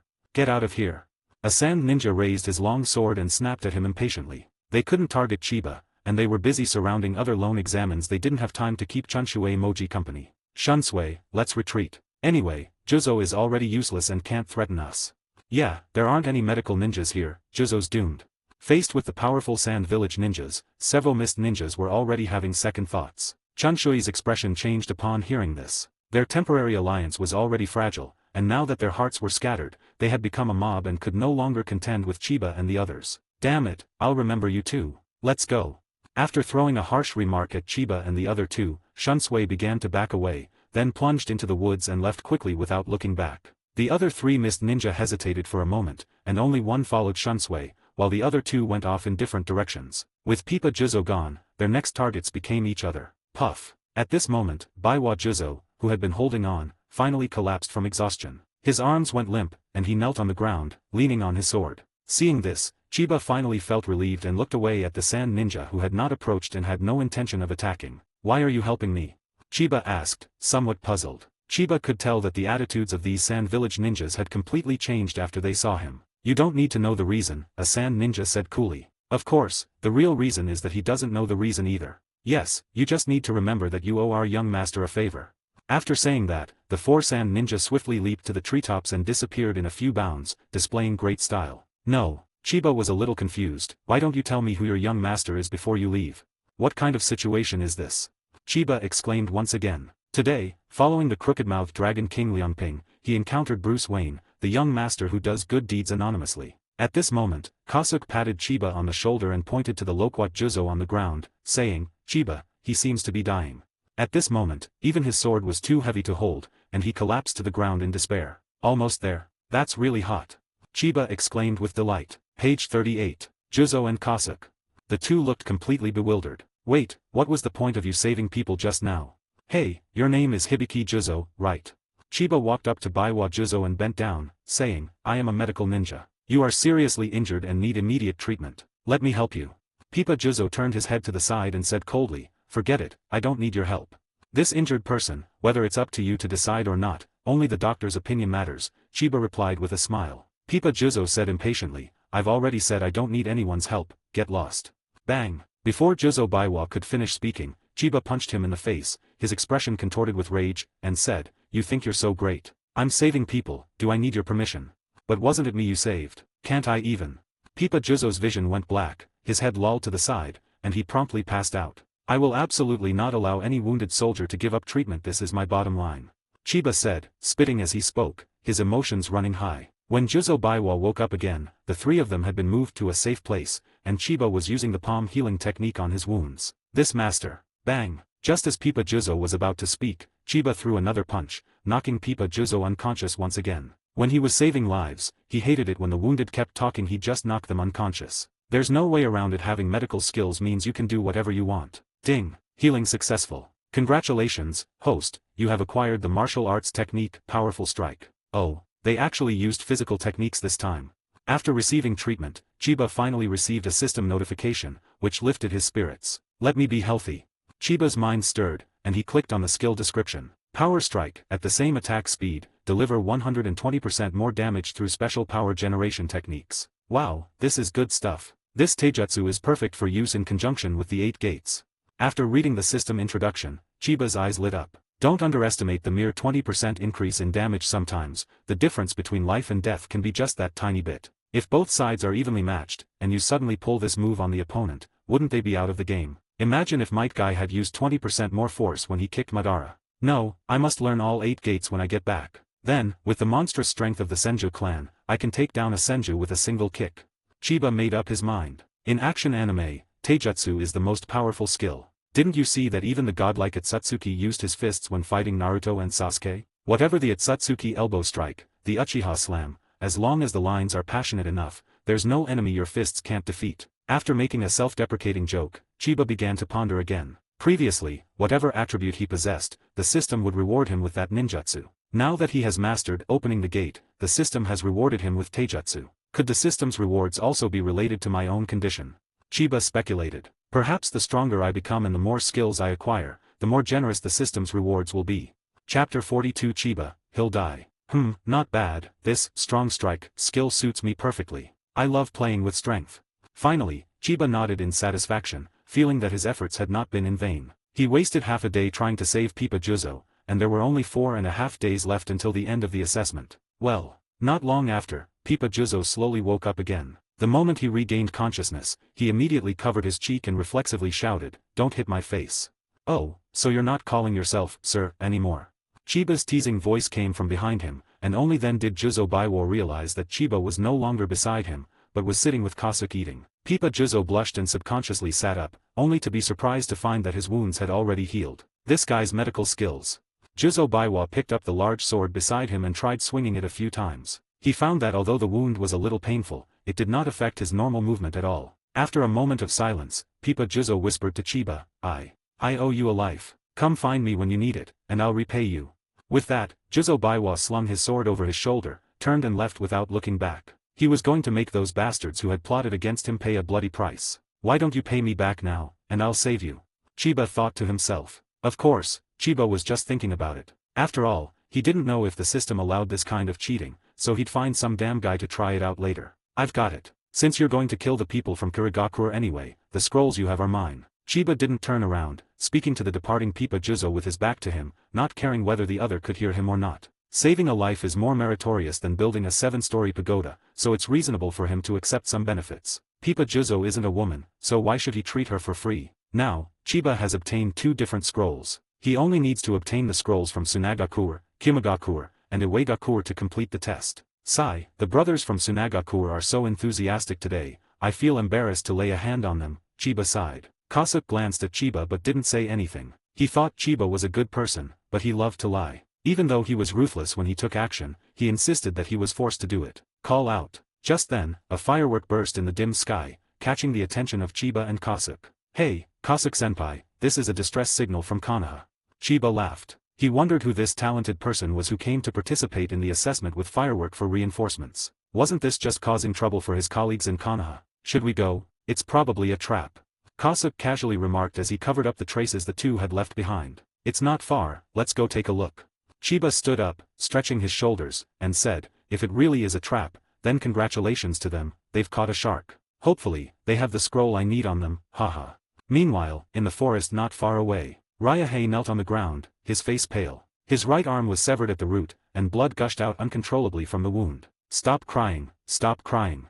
Beside Ryahei, Uzuki Ui, with tears in her eyes, bandaged him up, but no matter how many times she wrapped the bandage, the blood would instantly soak it. Why? Ryahei's eyes were vacant, as if he were possessed. He seemed oblivious to the pain and kept muttering the same word. Ryahei didn't understand. He clearly possessed the strength of a Chunin, and could even be considered one of the best among Chunin. Otherwise, he wouldn't have been so confident in threatening Chiba before. But why couldn't he beat his opponent? No, it's that he didn't even have the slightest ability to resist the other party. Before he could even draw his knife, the other man had already sheathed it, and his arm, along with the knife in his hand, fell to the ground like trash. Why is there such a big gap between us even though we're all Chunin? Ryahei stood up like a madman, shoved Uehita, who tried to stop him, to the ground, and roared at the 2 Kirigakura ninjas beside him without regard for anything else. Ryahei's self-esteem was shattered. He couldn't care less about the woman he liked or the assessment, all he wanted to know was why. Chunin, ha ha ha. Upon hearing Ryahei's words, the 2 Kirigakura ninjas exchanged a glance, as if they had heard the funniest joke, and burst into laughter, clutching their stomachs. Spring water, this guy is so adorably stupid. A ninja from the mist laughed so hard that snot bubbles came out of his nose. What an idiot. Watch your tone when you talk to us, you piece of trash. Chunshui strode up to Liangping, snorted coldly, and swung his sword hilt at Liangping's cheek. Bang! Before Ryahei could react, he was already knocked to the ground, a red mark on his face that stung painfully. Listen up, you trash. Shunsui drew his long sword, the gleaming blade repeatedly slapping Ryahei's cheeks, and spoke with a contemptuous expression. This Chunin exam is a battleground prepared for us elites. A piece of trash like you is nothing but a dog that has strayed into a pack of wolves, yet you dare to bark and howl in front of us with such arrogance. No, don't kill me. Ryahei seemed to have been jolted awake by the scabbard he had just been pulled from, recovering from his madness. Faced with the threat of death, he rolled over and lay prostrate on the ground, kowtowing repeatedly to Chunshui. I've already lured the people from Konoha here for you, and you've taken my scroll too. Let me go, let me go. I'm no threat to you. Page 39. Ryahei, what are you doing? Uzuki Ui, who was about to run over, stopped in place and asked incredulously. Yep. Upon hearing the sound of the setting sun, Ryahei seemed to remember something and quickly pointed to the sunset with his left hand. My lords, I'm leaving her with you. You can do whatever you want with her, please, just let me go. Ryahei, you bastard, what are you talking about? Tears streamed down Uzuki Ui's cheeks as she looked at Ryahei, choked with emotion and barely able to speak. She had the chance to escape just now, but she chose to stay for the sake of Ryahei, who was seriously injured. But Ryahei is now betraying her, using her as a bargaining chip to get himself out of trouble. Interesting, this is really interesting, ha ha ha ha ha.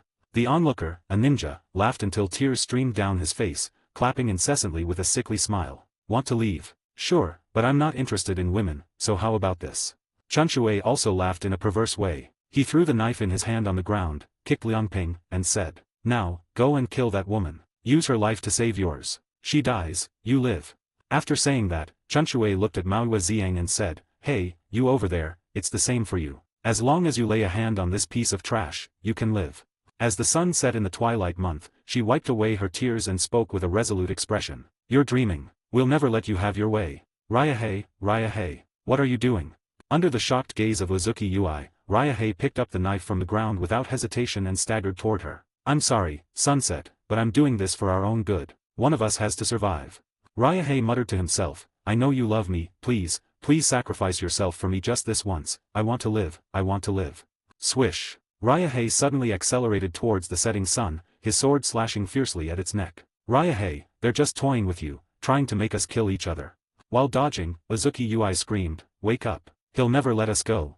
No, they will let me go."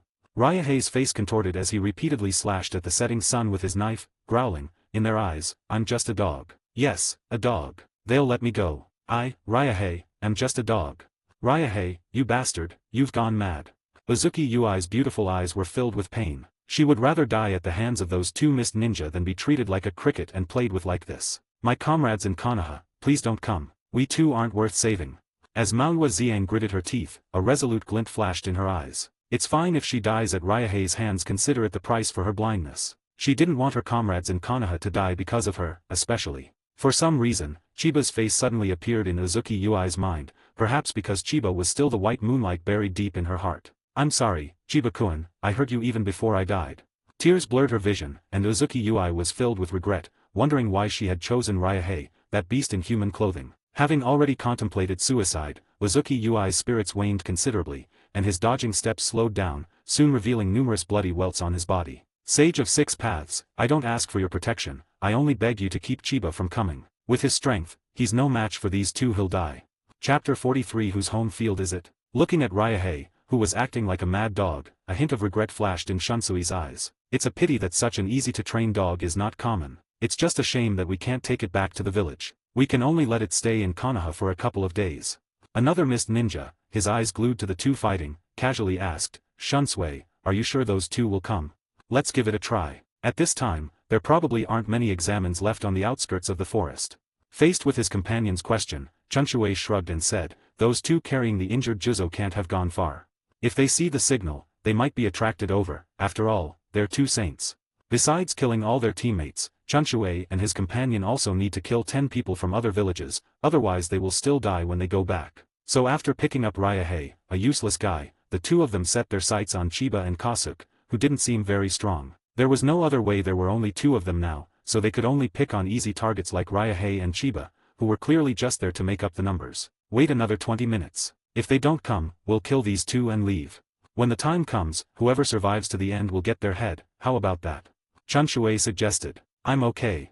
Another mist ninja chuckled and said, "It's a pity I'm not from another village, otherwise I would have given you my head. Anyway, someone like me wouldn't survive to the end."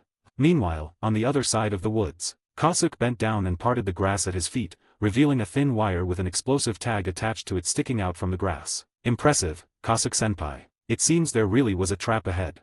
While admiring Kasuke's experience and wisdom, Chiba clasped his hands together and began to make a wish. "I hope that those ahead are from Tsunagakur, Kimagakur, or Iwagakur."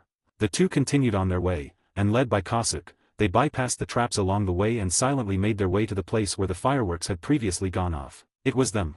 Not long after, when Chiba saw the group of people in the woods ahead, his pupils contracted. He hadn't expected that the four of them would all be acquaintances. "Call out, call out, call out." Just as Chiba and his companion were about to continue their ambush, two mist ninja in the forest suddenly looked in their direction and unleashed 7 or 8 shuriken. Clearly, the two had unintentionally triggered some kind of mechanism during their journey. Ding, ding, ding. Kasuke leaped directly in front of Chiba, turned around, drew his sword, and with a flourish, cleanly deflected the incoming shuriken. "I didn't expect you to actually come."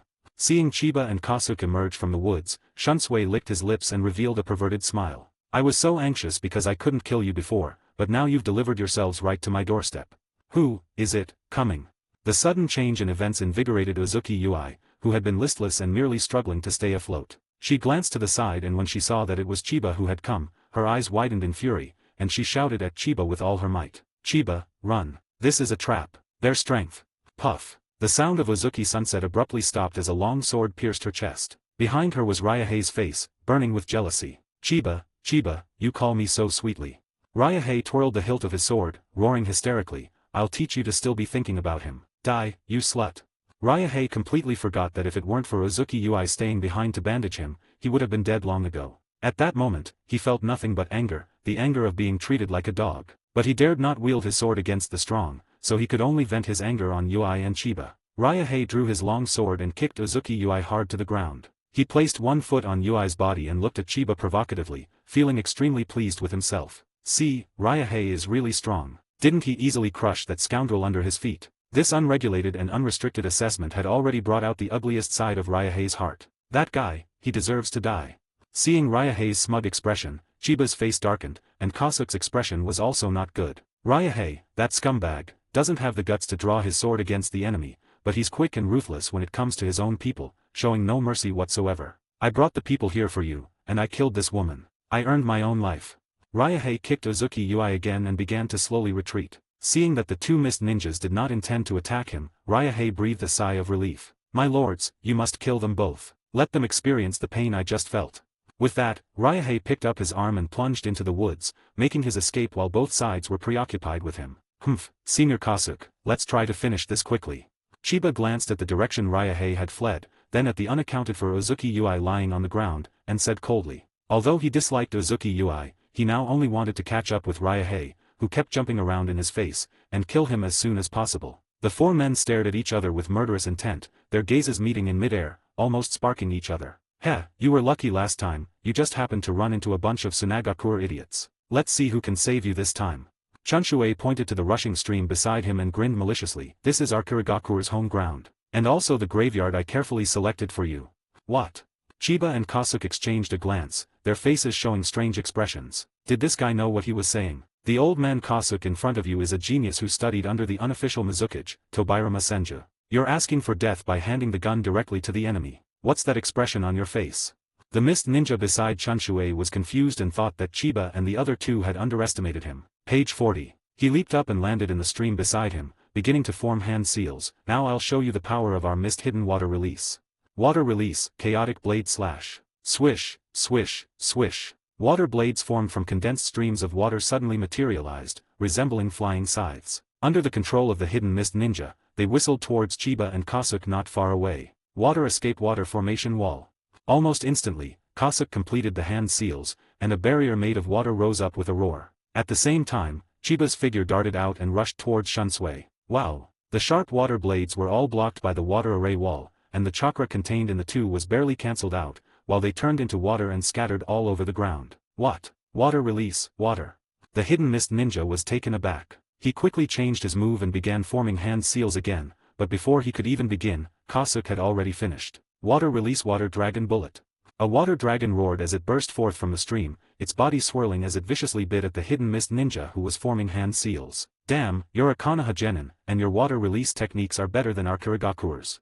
The hidden mist ninja's expression changed drastically. He quickly dodged, but he was still a beat too slow. He was swept into the air by the incoming water dragon and lost control. "Don't ask, the answer is that I've been captured. Damn it, I shouldn't have listened to that kid Chunshue, following that idiot and kicking a hornet's nest." This was the hidden mist ninja's last thought. The next moment, Kosuk's willow leaf-shaped sword slashed through his neck. Puff! The corpse of the hidden mist ninja fell heavily into the water, and the gushing blood quickly turned the stream red. How can this be? Shunsui was shocked when he fought Chiba. He never expected that Kosuk, who looked unremarkable, would kill his companion in just 2 rounds. The key question is, what on earth was that incredible water escaping technique they used? Now you know whose home turf this is, right? Chiba sneered and pointed to the ground, saying, "This is where you'll all die." Clap clap. Chiba and Shunsui ran across the stream, using various water-based techniques as they ran, countering each other's moves and splashing water everywhere. Water release, water blade. Water release, water cannon. Chunshue raised her hand and waved, sending water blades flying towards Kinyi. Kinyi simply stepped on the water, and several water cannons shot up, completely scattering the incoming water blades. Water release exploding water wave. Water escape water formation wall. As the spring water roared, waves of water burst forth and crashed towards Chiba, but Chiba remained calm and easily blocked them with a water barrier. No matter what moves Shunsui used, Chiba could always neutralize them with the simplest water release technique. His control over water release chakra secretly alarmed Shunsui. Damn it, damn it, damn it. Shunshui's mentality collapsed. He never expected that his water release technique, which he was so proud of, was not as good as a kid from Konoha. Is this some kind of joke? Which of us is actually from Kirigakure? Impossible. I absolutely refuse to accept dying at the hands of a brat. With a roar, Shunsui leaped out of the stream, his body suspended in midair, his hands forming a hand seal, his chest bulging, and he spat out a series of water bullets at Kinyi. Water release, exploding water barrage. After spitting out the water bullet, Shunsui landed and her figure swayed. She turned around and fled into the distance without looking back. In a one-on-one fight, he couldn't even defeat Chiba. Now that Kasuke has freed up his hands and is rushing over here, is he just waiting to die if he doesn't run? Earth escape Yellow Spring Marsh. Faced with the incoming water bullets, Chiba neither dodged nor evaded, but instead took the initiative to meet the water bullets head-on, slapping his hands on the ground by the stream and using earth release, a technique he had never used before. Bang, bang, bang. Just as the water bullet was about to hit Chiba, Kasuke appeared in front of Chiba and swung his sword to deflect the incoming water bullet for him. At the same time, the earth attribute chakra that Chiba poured into the ground also spread to the feet of Shunsui. Pat. The ground beneath Shunshui's feet instantly turned into a huge swamp. Shunsui never expected that Chiba could unleash such a large-scale earth escape technique. His legs went weak, and half of his body sank into it. Asshole. Shunsui cursed angrily and struggled desperately to steady himself, but trapped in the swamp, he had nowhere to grab onto, and the more he struggled, the deeper he sank. Chapter 44 Acquires Swordsmanship, Experiments with Ryahei. Damn it, how come you, a Konoha ninja, are so skilled in water release and earth release? In the swamp, Shunsui struggled and cursed, are all the ninjas of Konoha this lazy and irresponsible? If I knew would release, wouldn't you die even faster? Chiba pondered for a moment before answering seriously. Shunsui. Damn, what this kid said makes so much sense that he couldn't refute it for a moment. I never imagined that I would die not at the hands of Guru, but at the hands of a mere brat from Konoha. Before being completely swallowed by the swamp, Shunsui's eyes, the only thing remaining above the swamp, stared intently at Chiba, as if he were going to hell with his memories of him. Pat. The next moment, Shunsui was completely swallowed by the swamp. A few bubbles that rise from the swamp and quickly dissipate are the last traces of spring water in this world. After dealing with the two hidden mist ninjas, the two quickly arrived at Uzuki Yui's side. So, is there any hope for this girl? Looking at the almost lifeless Uzuki Utsuki, Kasuke asked worriedly as he surveyed the surroundings. It's hard to say. That bastard's knife swing was too brutal. We can only try to salvage it. Chiba examined the wound on Uzuki Yui's chest, his expression grim. A piercing wound like that would be fatal to an ordinary person. Swish. Chiba carried Uzuki Yui on his back, and the two quickly moved away to avoid attracting the attention of other ninja village examines. They found a secluded spot, and Gujia hid at a distance to keep watch. Chiba used earth release to temporarily carve out a space, took off Uzuki Yui's clothes, and began to treat the injury on her chest. The Uzuki clan is a family with a long history in Konoha, so the reward shouldn't be too shabby. Besides, it's a C-rank, old classmate. Chiba thinks he should try to help. If he can, he should. Phew, it's okay. After receiving treatment, Chiba secretly breathed a sigh of relief. Fortunately, Uzuki Yui's will to live was strong, and her life was saved. Ding. Healing successful. Congratulations, host, you have obtained the Konoha-style swordsmanship Abarozuki Yoru. Abarozuki-yo, a graceful swordsmanship that, like a dance, draws countless moonlike afterimages with the blade, blurring the line between reality and illusion. First it was shadow dance steps, then it was obscure moon night. Is the system trying to make me come back to crossdress and seduce Shunsui Obito? Chiba shook his head somewhat helplessly, but he was still very satisfied with the reward, Abarozuki Yoru. Although Chiba is proficient in physical skills and hidden weapons, he knows nothing about weapons such as swords. Sometimes when he encounters enemies who are skilled in swordsmanship, he is at a disadvantage because he does not know how to use weapons. In the 21st century, what is most lacking is well-rounded talent, and Chiba does not allow himself to have any shortcomings. Sigh, I wonder if he'll ever have a chance to return to Earth in this lifetime. He hasn't even deleted his browsing history yet. Senior Kasuke, then I'll leave her to you. I'm going to kill that disgusting guy. Chiba finished bandaging Uzuki Yui's wounds and getting dressed before getting up to leave. He rushed to Kasuke's side and whispered something to him. In his hand, he still held Uzuki Yui's samurai sword. Okay. Kasuke knew that Chiba was holding back his anger, so he didn't say anything more and simply agreed. In the woods, a one-armed figure, clutching his other arm, ran desperately toward the edge of the forest. That bitch Uzuki Yui. She definitely knows the inside story of this Chunin exams, but she didn't tell me and tried to use me as a shield. Needless to say, the figure was none other than Ryahei. Even though he had personally killed Uzuki Ui, he was still not satisfied. Damn it, you bitch, you made me lose an arm, you deserve to die, who else should die if not you? Ryahei gritted his teeth in hatred, wondering if his arm could ever be reattached. It's all that damned bastard, Uzuki Ui's fault for ruining his promising future. Call out, call out, call out. Just then, several shuriken shot through the air. Ryahei hurriedly dodged, but with one arm missing, he lost his balance and was still stabbed in the thigh by a shuriken. Hey, who is it? Get out here, Mr. Ryahei. Ryahei could hardly feel pain anymore. The excessive dopamine in his brain was stimulating his nerves, making him extremely agitated. It's you. How could you possibly escape from those two mist ninja? Chiba's figure emerged from the woods. Ryahei was stunned in disbelief at first, and then burst into maniacal laughter. I know, you killed your companion too, that's how you escaped with your life, ha ha ha ha. Ryahei was met with Chiba's cold voice. Page 41. Konoha-style swordsmanship, Abarozuki Yoru. Chiba drew his katana from his back, touched the ground with his toes, and charged toward Ryahei. Swish, swish, swish. Chiba's figure was elegant and graceful. He wielded his katana as if dancing, and after images appeared in front of him like full moons. That's her move. That bitch, you two really are having an affair. Seeing the familiar sword moves, Ryahei roared hysterically, threw away his arm, and drew the long sword from his waist. I said I would kill you, and I'm killing you right now. Uzuki Ui had once told him that as long as he found the location of Abarozuki Yoru's sword gate, he could break this move. He immediately saw Chiba's sword gate and thrust his sword forward. I'll teach you to use that bitch's moves. Die. Puff. The sound of a long sword piercing flesh rang out, and Ryahei's sword slipped limply from his hand. He looked down in shock and saw that Chiba's katana had pierced through his chest. Fool, so what if you can spot the flaw? You can't keep up with my speed anyway, Chiba said coldly. Halfway through his attack, Chiba realized that Ryahei had seen through his weakness, so he immediately put away Abarozuki and thrust out his sword swiftly and decisively, so fast that Ryahei couldn't react at all. Why are you all better than me? Ryahei roared in anguish. Why is even a child stronger than me? I refuse to accept this. Shut up. Chiba was incredibly annoyed. He raised his hand and chopped Ryahei with a knife, then kicked him to the ground. Ryahei immediately fell silent. You kill me. Liangping lay on the ground, heartbroken and spitting out blood, and said, he's a good-for-nothing. Even a child from a commoner background is better than him. What's the point of his life? You want to die like this? That would be too easy on you, Chiba said sinisterly. What are you going to do? Ryahei, who had closed his eyes, opened them again in horror. Seeing Chiba walking towards him with a sinister expression, Ryahei instinctively sensed something was wrong. I have a guess, but it's too cruel, so I've never tried it. Now that I've met you, I'll use you to test it out. Chiba had a smile on his face, but in Ryahei's eyes, it looked like a demon stretching his mouth to his ears. Just like you said you were going to kill me, I secretly vowed to heal your fatal wounds a few times. Chapter 45 The Yandere Sunset, Deep into Crisis. No, don't come any closer, you're going to do. Bang! Before Ryahei's horrified eyes, Chiba drew her sword and knocked him unconscious, then began to treat him. Ding! Treatment successful. Congratulations, host, you have gained +1 to your temper. What a fucking piece of trash. Chiba's temper flared up instantly. He slapped Ryahei twice to wake him up, and then stabbed him hard with a knife. Ah! Ryahei screamed and trembled on the ground like a castrated pig, because Chiba had stabbed him in the groin.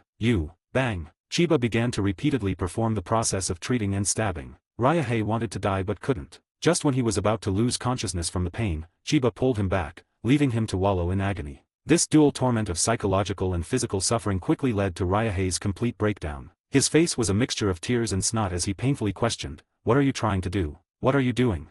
Chiba didn't answer, but instead raised his hand and gave Ryahei 20 or 30 more cuts, each one avoiding vital points, as if he were slicing a poached chicken. It hurts. It hurts so much. Kill me, just kill me now. Seeing that Ryahei was howling so hard he could barely make a sound and his whole body was convulsing in pain, Chiba slowly explained. I already told you I just wanted to use you to verify a guess, you shouldn't blame me, right? Chiba had always wondered if he could repeatedly farm rewards from one person by first beating them half to death and then healing them, and so on. Now, Chiba tested it on Ryahei, a scumbag, and found that it wouldn't work. On the same person, the system's reward could only be triggered once in a short period of time. The devil. You are the devil. Looking at Chiba's serious face, Ryahei felt a chill run down his spine. He desperately crawled forward, trying to get away from Chiba, his flesh and blood scattered all over the ground. Puff. Chiba was kind-hearted and couldn't bear to see such a scene. He covered his eyes and stepped forward, giving Ryahei a quick death. When Chiba returned to his previous location, Uzuki Ui had already woken up. Upon seeing Chiba, Ui's first reaction was to blush and cover her chest, asking in a barely audible voice, "Did you bandage my wounds?" "No." Chiba shook his head and pointed to Kasuke beside him, saying, "It was Kasuke-senpai who bandaged you up." "Oh, huh." Upon hearing this, Uzuki Yui's face turned from red to green. "Chiba is just joking with you." Seeing Uzuki Yui looking at him with a terrified expression, Kasuke explained with a hint of helplessness. "He's already been implicated in a scandal, and he's not going to take the blame for it." "Okay, I did bandage it, but it was all bloody and mangled at the time, so I didn't see anything." Chiba raised his hands and explained confidently. This wasn't the first time he'd bandaged up a female patient. He was quite adept at lying and didn't blush at all. "Thank you for saving me, and I'm sorry." Looking at Chiba's handsome face, Uzuki Yui's beautiful eyes reddened, and she wanted to go forward and hug Chiba, but Chiba pushed her away. "Your injury hasn't healed yet, so let's skip the hug," Chiba said calmly. He was speechless at Uzuki Yui's outrageous behavior earlier, and he didn't really want to talk to him right now. "I'm sorry, I'm really sorry." Looking at Chiba, who was 1,000 miles away, Uzuki Yui wept uncontrollably, filled with remorse. From Kasuke, Yui learned that the Kirigakure ninja who had previously overwhelmed her and Ryahei was utterly powerless against Chiba and died at Chiba's hands in just a few rounds. Compared to Ryahei, who's all show and no substance, Chiba is the one who has the ability to protect her. If I hadn't given up on Chiba and had instead firmly chosen him, maybe things would be different now. Maua Zhang was filled with deep regret. Chiba is handsome, responsible, a skilled doctor, and incredibly strong. He's so much better than that scumbag Ryahei. How could I have believed that scumbag Ryahei's words back then? She clearly had a chance to take things further with Chiba, her perfect white moonlight, but she ruined it all herself. This regret was like a knife, twisting and turning fiercely in Maua Zhang's chest, making her feel so uncomfortable that she could hardly breathe. "Oh, so my wound reopened." As the sun set in the twilight month, he looked down and realized that his wound had reopened because of the rise and fall of his chest. "What are you doing?" Chiba was somewhat speechless. "You're just an ordinary person, why don't you rest and recuperate properly? Do you want to be like that monster, Juzo Hibiki, who can start attacking as soon as his injury heals? Come here, let me bandage you up again," Chiba said reluctantly. Kasuke politely distanced himself from the situation. Seeing Chiba carefully bandaging her wound, Uzuki Yui grabbed his hand and pressed it firmly against her chest. "Chiba, you saved my life. Can I repay you with my body?" Uzuki Yui asked, her face flushed. "I saved you, and you still want me to reward you?" Chiba didn't even look up, continuing with her work. The people Chiba saved ranged from the Sunin's heir to Dean Nono. Even if he were to repay them with his body, it wouldn't be the turn of that stupid woman, Uzuki Yui. "Okay, the bandage is done." Since it was just a simple bandage application with no reward, Chiba wasn't very enthusiastic. At this time, there should be no other candidates outside. You should leave the Death Forest quickly and withdraw from this assessment. Because of Ryahei and Uzuki Yui, Chiba had wasted a lot of time, and now he just wanted Uzuki Yui to get lost. "Are you concerned about me?" Uzuki Yui asked, gazing longingly at Chiba's perfect profile. "Chiba, didn't you hear my impatience? Do you think I'm showing concern for your mother? You are the first man to have seen my body." Page 42. With a flushed face, Uzuki Yui tiptoed and whispered in Chiba's ear, "You saved me. From now on, my heart will only beat for you." Chiba's hair stood on end. Looking at Uzuki Yui's infatuated expression, he wondered if he had encountered a Yandere. "Let's go, Senior Kasuke." Chiba didn't want to get entangled with Uzuki Yui any longer, so he called Kasuke and left in a hurry. There are less than 4 days left until the end of the assessment. Chiba and Kasuke also began their journey deeper into the Forest of Death. Whether it was an illusion or not, the deeper the two went into the forest, the stronger the deathly silence became. Along the way, they could no longer hear the chirping of insects or birds. "Chiba, did that girl just now take a liking to you?" Kasuke teased in a low voice as they traveled. Although he could tell that Tsunade liked Chiba, Chiba's status was a bit too low, so he was climbing the social ladder and the two might not end up together. On the contrary, the girl from that small family is more suitable for Chiba. "Look at what you're saying, Senior Kasuke." Chiba rolled her eyes at Kasuke. "There are plenty of girls who like me, it's perfectly normal for her to be interested in me too. Having the same handsome looks as you, dear reader, it's only natural that he's pursued by girls. There's nothing to be proud of." Kasuke. He felt that Chiba's current level of infuriation was almost on par with Noeka's. The two remained silent again, keeping a distance of about 10 meters to each other as they made their way through the woods, trying not to make any noise. But just as they were passing through a dense forest of dawn redwoods, Chiba's expression suddenly changed, and he shouted sharply, "Be careful, Senior. There's an ambush." In Chiba's perception, an extremely astonishing Earth attribute chakra was being transmitted from not far away at a terrifying speed, arriving almost instantly. Boom, boom, boom. Even though Chiba and Kasuke were more than 10 meters apart, the ground beneath their feet trembled simultaneously, as if the earth were turning over, trying to shake off everything on their bodies. It's the earth split palm of the IWA ninja. There must be at least 4 of them using earth release techniques of this scale. Thanks to Chiba's reminder, Kasuke regained his balance immediately and made a quick judgment based on his experience. Click. The two intended to meet at one place, but in the next instant, the ground between them suddenly cracked open, forming a ravine 2 or 3 meters wide in the blink of an eye, and it was still widening. At the same time, rows of tall metasequoia trees collapsed with a crash, continuously smashing down on Chiba and his companion on the ground. Broken branches and leaves poured in like dark green seawater, threatening to completely engulf them. Chapter 46 1v2, Chiba is mocked. Damn it. Given the situation, Chiba had no time to think. He cursed angrily, twisted his waist, and stopped with one foot just at the very edge of the ravine. Swish. Chiba temporarily abandoned the idea of reuniting with Kasuke. He lightly touched the ground with his toes, turned his body, and dodged the expanding ravine and the thick branches that kept falling in the opposite direction. On the other side, Kasuke was doing the same thing, weaving like a monkey among the leaning and fallen metasequoia trees, constantly trying to get closer to Chiba. Earth Release Rock Stealing Stick. Just then, 4 Iwagakure ninja emerged from the ground not far away and stood between Kasuke and Chiba. One of them even used Earth Release on Kasuke. Call out, call out, call out. Sharp, long clubs made of rocks pierced towards Kasuke with tremendous force. Kasuke dared not take the blow head-on and was forced to turn around, which made him further and further away from Chiba. Seeing this, the 4 Iwagakure ninja split into 2 groups, 2 went after Kasuke, and 2 went after Chiba. Chiba, be careful. They're trying to split us up and defeat us. Kasuke's voice came from afar. Chiba's expression was solemn, and he did not reply. He naturally understood the enemy's thoughts. Chiba could sense that the 2 Iwagakure ninjas behind him were very strong, and he needed to concentrate on dealing with them. How about trying to use the swamp of the underworld to restrict them? No, these are 2 Iwagakure ninjas, I'll use poison instead. Chiba thought to himself. Fire release fire bullet. The 2 Iwagakure ninjas behind him were getting closer and closer. Chiba suddenly stomped on the ground, his body briefly suspended in the air. He turned around, threw out a poison sac, and then spat out a mouthful of flames at the poison sac. Boom! The poison sac exploded, and the flame, which was originally only half a meter wide, suddenly expanded in size. The scorching air wave, carrying purple poisonous mist, surged towards the 2 Iwagakure ninja behind them. Wind escape big breakthrough. One of the IWA ninjas paused, his cheeks puffed out, and he exhaled a howling gust of wind, blocking the incoming flames and poisons outside the invisible wind wall. However, once the flames and poisonous mist dissipated, the distance between the two and Chiba had increased considerably. Seeing this, one of the IWA ninja shouted, "Kyujiri, use that move. Don't let that idiot get away. Then get out of the way. Earth release, earth flow."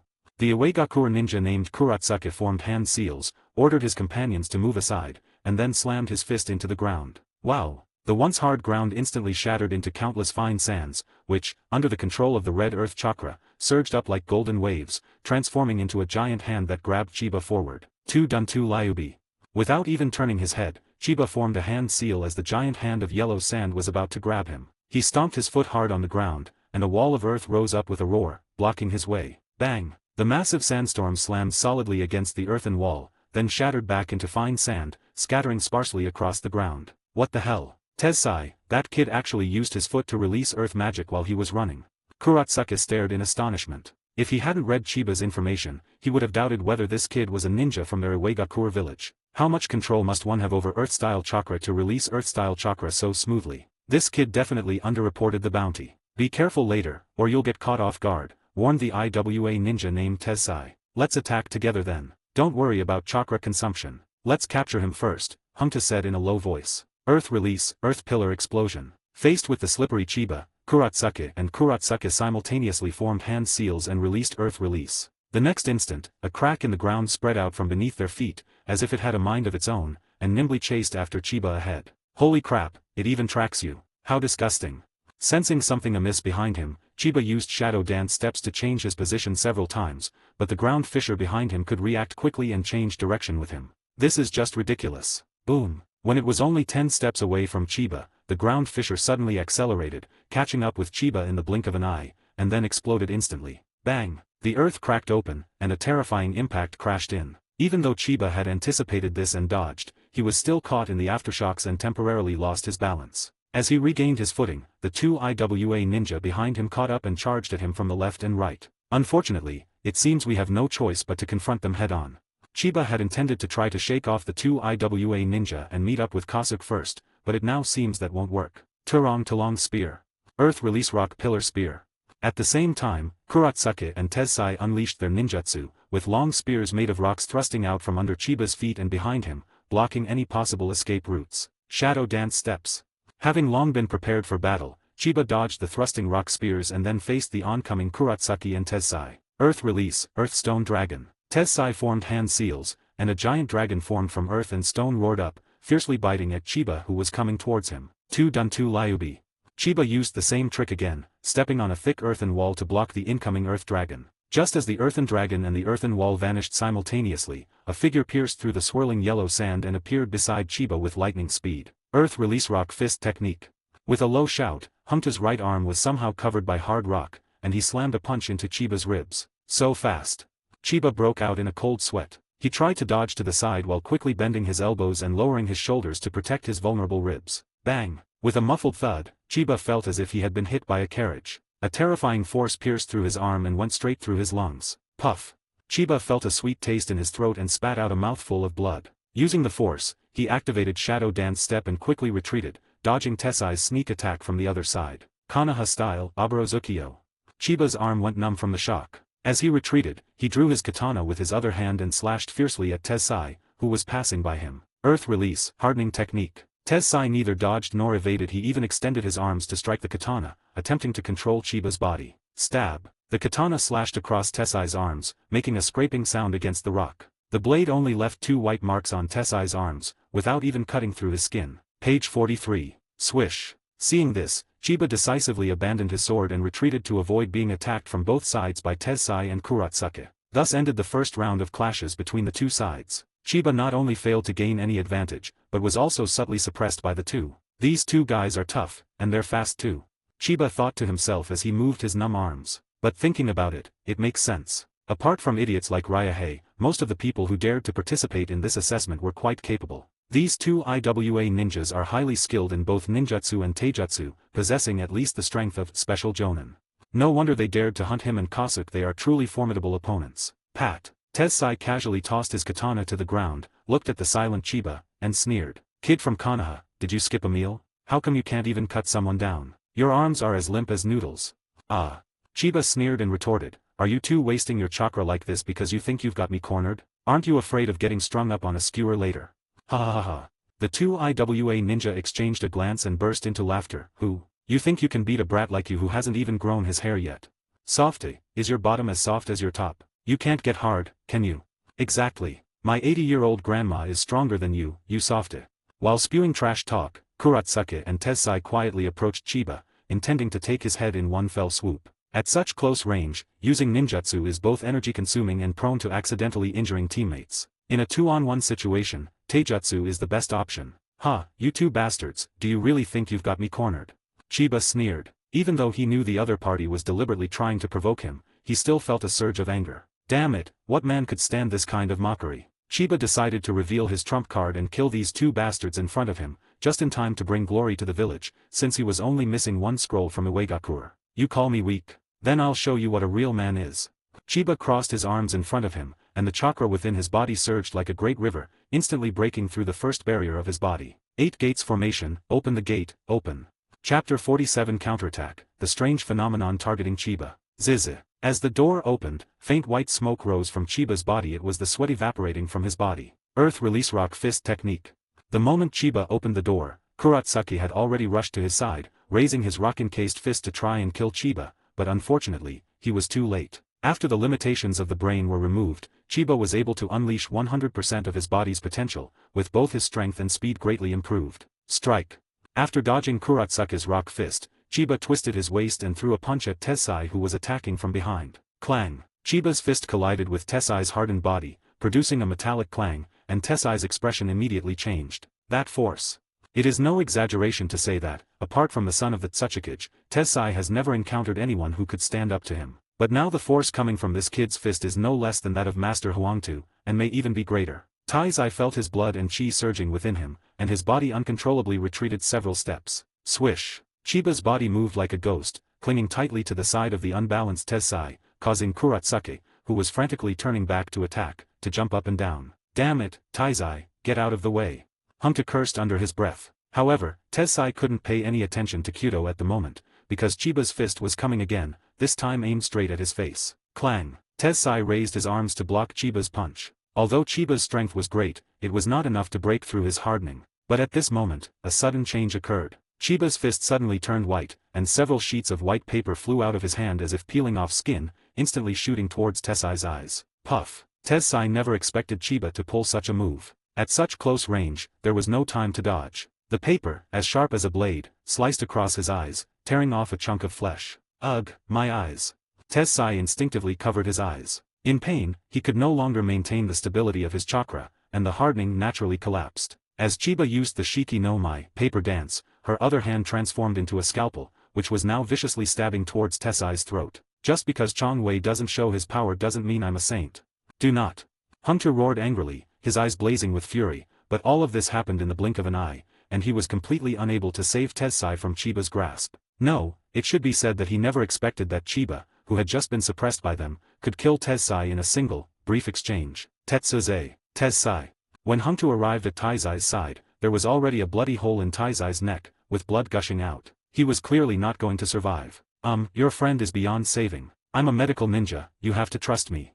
Seeing Kurotsuki embracing Tensai's body with a face full of grief, Chiba kindly offered a reminder. As he spoke, Chiba had already deactivated the 8 gates formation. After all, he was in an overloaded state, and maintaining it indefinitely would have taken a toll on him. Now that one of the enemy's men has died, the roles of offense and defense have reversed, and the battle is now under his control. This is the effect I wanted.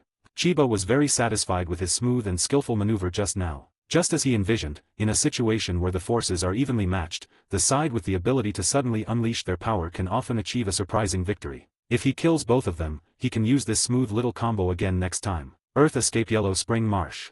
While Kurotsuki was grieving, Chiba secretly formed hand seals, and the ground beneath Kurotsuki and Tensai's feet instantly turned into a muddy swamp, threatening to completely engulf the two. Earth Release, Solid Rock. With bloodshot eyes, Hunter slapped the mud. In the next instant, the soft swamp was covered by hard rocks, and Hunter leaped up, rushing straight towards Chiba. Earth Release Rock Fist Technique. Enraged, Kurotsuki disregarded the consumption of chakra, simultaneously attaching both fists to the rocks and swung them swiftly and fiercely toward Chiba's cheek. Shadow Dance Steps. Since Hunter was eager to attack, Chiba was not in a hurry. He moved nimbly like a snake, letting Hunter's punches miss their mark and wearing down his opponent's energy. You little brat, didn't you want to fight me head-on?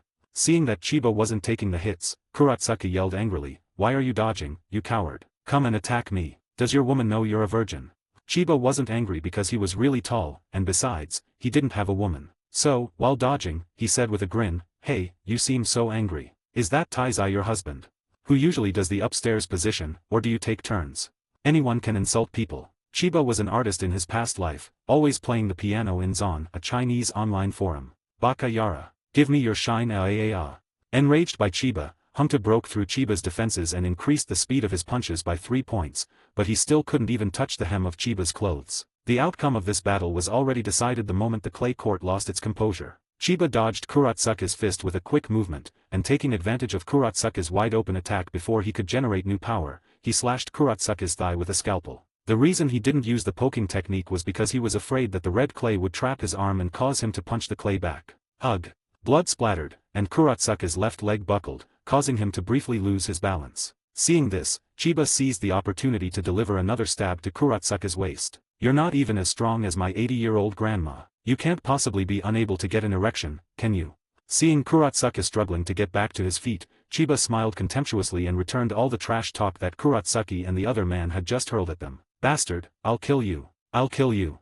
Red Earth's eyes were bloodshot as he glared fiercely at Chiba, looking as if he wanted to devour him alive. In fact, the moment Tensai died, KD realized that he should evacuate as soon as possible. But he couldn't bring himself to run away like a coward after his childhood friend died so tragically right before his eyes. Even if it means death, he will tear a piece of flesh from the other person's body. Earth Release, Multiple Earth Flows.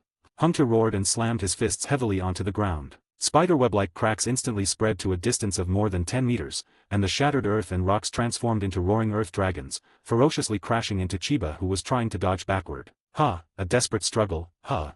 Chiba smiled as he watched the earth dragon coil and pounce towards him like a net from heaven and earth. Earth Escape, Submerged Navigation in the Earth. Page 44. Under Kurotsuki's expectant gaze, Chiba directly used Earth-style chakra to turn the ground beneath his feet into liquid, and then hid his entire body inside it. This is a sea-level earth release technique that he developed himself based on the A-level earth release technique, Yellow Spring Swamp. No, you can't do this. Take this, you coward.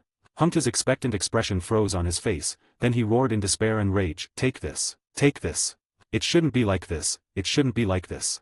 In Kurotsuke's imagination, the two should have an epic duel, so that even if he ultimately dies at Chiba's hands, he will die a glorious death, without regrets. Chiba's petty behavior was clearly unexpected, leaving him both shocked and furious. Because Chiba hid underground, the earthen dragons, having lost their targets, blindly crashed into the ground like headless flies, turning back into handfuls of yellow earth and returning to the earth. Hungtu was panting heavily. The attack just now had almost drained most of his chakra, and he was now beginning to feel exhausted. So you've already weakened, a softy.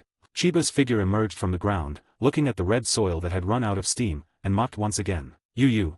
Just as Hungtu was about to point at Chiba and say something, his body suddenly slammed straight to the ground, too weak to even move a finger. Pat. Hungtu was still conscious, but at this moment he could only lie motionless on the ground, watching helplessly as Chiba walked towards him. Idiot, you need to use your brain in battle. Because he deeply understood the adage that villains die from talking too much, Chiba finished off Kurotsuke with a single chop to the neck, and then began to explain Kurotsuke's fate while looting the corpse. I had poison hidden in my hand. When I cut you just now, the poison had already entered your body. And you've been using up your chakra so recklessly. Do you think you'd be the one to collapse? Sigh, I really didn't want to kill anyone, but you all forced me to. Chiba sighed inwardly. At this point, he had killed both of the IWA ninja who were chasing him. I guess my bounty will go up again. Luckily, Jiaodu only takes big jobs and probably won't bother with a small fry like me for the time being. Chiba stuffed the collected Iwagakure scrolls into his pocket. Now he had 3 different scrolls. All I need to do next is kill more. I mean, just get the Tsunagakure and Kimagakure scrolls to pass the test. I wonder how things are going with Uncle Kasuke. We need to find him and meet up with him as soon as possible. Chiba stood up and looked around, trying to determine his direction. But as he looked in a certain direction, Chiba's pupils suddenly contracted, and the astonishing sight in midair not far away shocked him. This level of escape technique, wait, why the hell is it heading straight for me?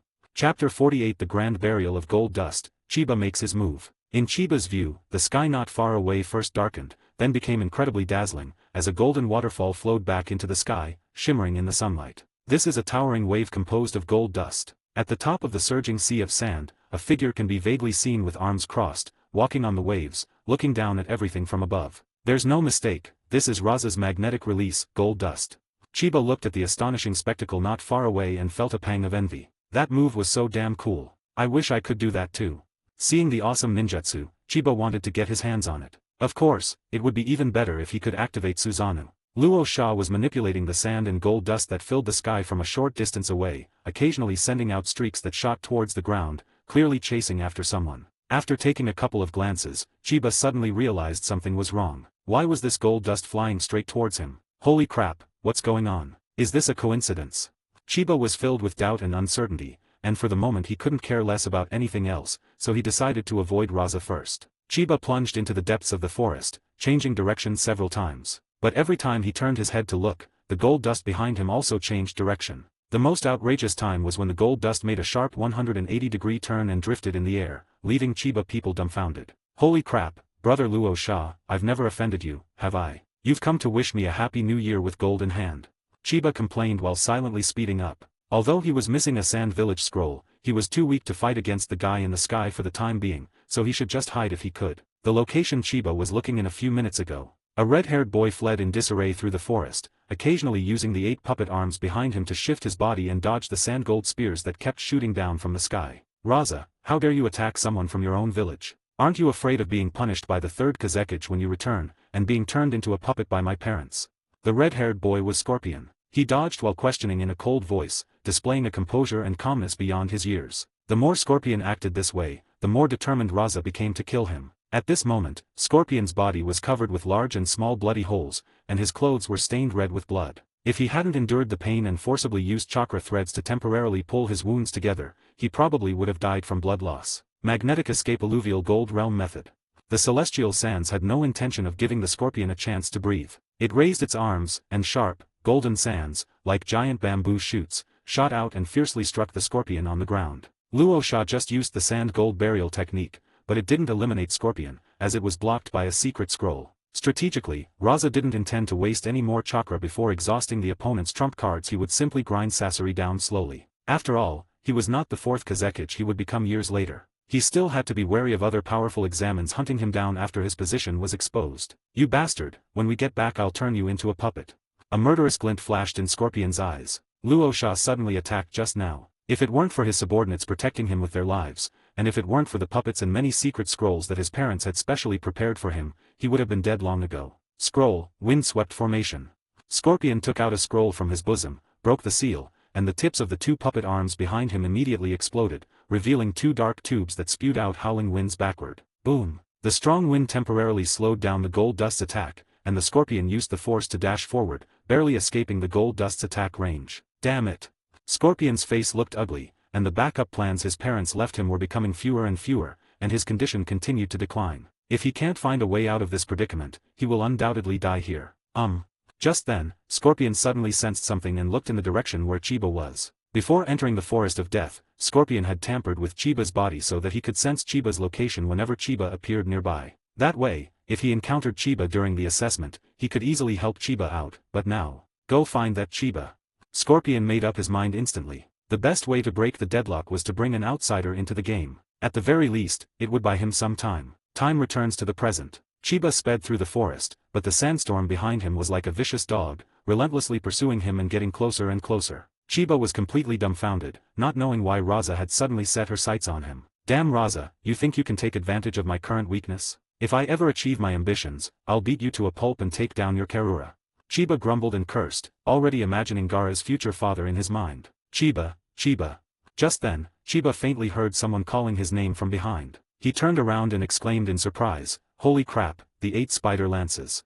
A red-haired boy with 8 legs supporting his body rushed out of the woods. Behind the red-haired boy, the terrifying sandstorm followed closely, and Chiba could almost see Raza's face. "Little boy Scorpion, how does he know me? And why is Raza chasing me? Holy crap." Chiba thought for a moment and instantly understood what was going on, which made him so angry that he cursed. Damn it, that little bastard Scorpion couldn't escape being chased by Raza, so somehow he targeted him, a complete bystander, and tried to drag him down with him. "Chiba, save me." Sasori shouted Chiba's name as he ran towards him at top speed. Chiba's face turned green. "Who the hell are you? I don't know you, stay away from me." In midair, watching the two interacting amicably, Raza sneered, "Heh, no wonder you were going in circles earlier, so you know someone in Konoha." "I don't know him, I really don't know him." Chiba was on the verge of tears and tried to explain loudly to Raza, but Raza clearly wouldn't listen and muttered to himself, "Since we've run into each other, you two might as well die together." For Raza, Sasori was a target he had to kill, as were the Konoha ninjas, so it didn't matter, he could just crush them all. "Damn it, all of you Sand Village idiots." Chiba was so angry that his face turned green. He tried to shake off Scorpion behind him, but no matter where he ran, Scorpion ran too, and it was even faster than him. Although 8-legged creatures can't outrun flying creatures, they are much faster than 2-legged creatures like him. Magnetic Escape Golden Spear. Page 45. Luo Sha, standing on a cloud of golden sand, raised his hand and waved it. More than a dozen golden sand spears took shape in front of him and shot towards Kinyi and the other person with a sharp whooshing sound. Earth Escape, Earth Flow Wall. Chiba initially wanted to burrow into the ground to hide, but then he thought that Raza was a sand manipulator, so he shouldn't trap himself in a trap. It would be safer to use the Earth Flow Wall. Bang! Chiba stomped his foot hard on the ground, and a thick earthen wall tilted and rose up, obscuring Chiba's figure and repelling all the incoming sand gold spears. Taking advantage of this moment, Chiba turned around and ran in another direction under the cover of the earthen wall. After dodging the gold dust spear that was thrust at him, Sasori hurriedly followed. "Calm down. Raza needs to inject magnet release chakra into the ground to create a large amount of gold dust." Since he still had some trump cards up his sleeve, Chiba remained calm and quickly began to think things through. Now that Luo Sha is flying in the air, although he is invincible, he can no longer create more gold dust. In other words, I just need to be careful of the gold dust coming from the sky.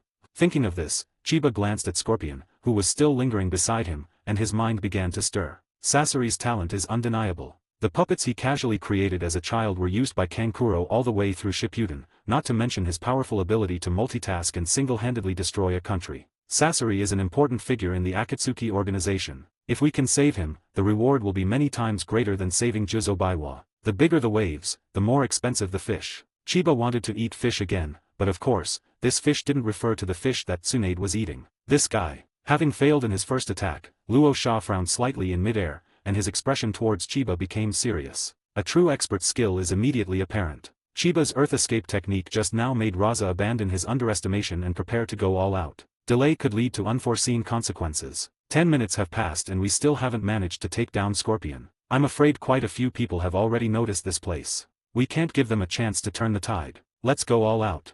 Raza brought his hands together and began to gather his strength, intending to finish off Sasori and Chiba, who had used up their last moves, in one strike. Magnetic release. The sky above Chiba and Sasori suddenly darkened. Under Raza's reckless chakra consumption, the golden torrent that blotted out the sky had reached the top of their heads. Holy crap, he unleashed his ultimate right after a basic attack.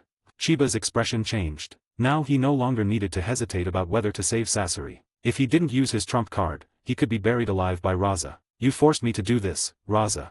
Chiba roared, and his chakra burst forth instantly. Magnetic escape golden burial.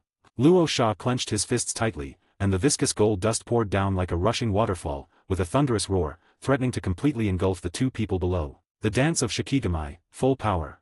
Chapter 49. The trump card is revealed, shocking 3 generations. Earlier, in the Hokage's office. Old man, switched to Chiba already. Why are you staring at Minato and the others? Tsunade pointed at the crystal ball on the table and said somewhat displeasedly, I'm telling you, Chiba will definitely pass this test. Tsunade, if I were you, I wouldn't be so sure. Hiruzen Sarutobi shook his head. Unlike Minato, who has already matured, Chiba is currently only showing promise in medical skills, and his overall strength has not yet caught up. If he were to fail in this assessment. At Tsunade's request, Hiruzen Sarutobi adjusted the crystal ball, switching the screen to Chiba's location. Although Mitokado Homura, who was watching from the sidelines, was somewhat displeased, he did not say anything. Why is it all yellowish? I can't see anything. Tsunade asked, puzzled. Old man, has your crystal ball been tainted by your thoughts? No, this is.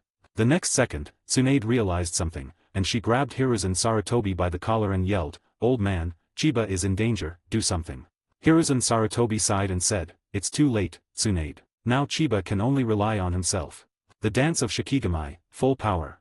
In the Death Forest, facing the overwhelming gold dust, Chiba let out a low shout, and a pair of white paper wings suddenly spread out from his back, making him seem to be covered with a layer of holy white light. This guy. Sasori was stunned as he watched Chiba suddenly transform. For some reason, he suddenly had a sense of disorientation, as if his past and present lives were overlapping. What are you standing there for? Hug me now. What? A torrent of gold dust fell from the sky. Chiba grabbed the bewildered scorpion and took off, flying towards the weakest edge of the gold dust wave. The Dance of Shikigami, Paper Rain. Chiba's wings suddenly unfurled, and in a flash, countless pieces of paper shot forward. The densely packed paper scraps, like thousands of arrows fired simultaneously, spun and formed an impenetrable white shield, crashing fiercely into the falling gold dust. Clang, clang, clang. With the infusion of Chiba's chakra, each piece of paper, as tough as a blade, rubbed against the falling gold dust, producing a metallic clanging sound, and forcefully tore a gap in the thick gold dust barrier. Swish. In the next instant, taking advantage of the moment when the sand gold had not yet been repaired, Chiba flashed out through the small gap while holding Scorpion. Damn it. Luo Sha's face was grim. His premonition was right. This guy who suddenly appeared was indeed extraordinary. Not only did he have the ability to break free from the sand gold burial, but he could also fly. Magnetic style, golden sand waves.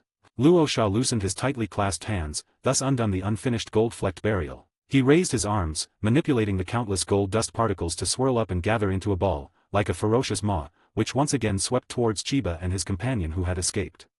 Shikigami dance, multiple paper wheels.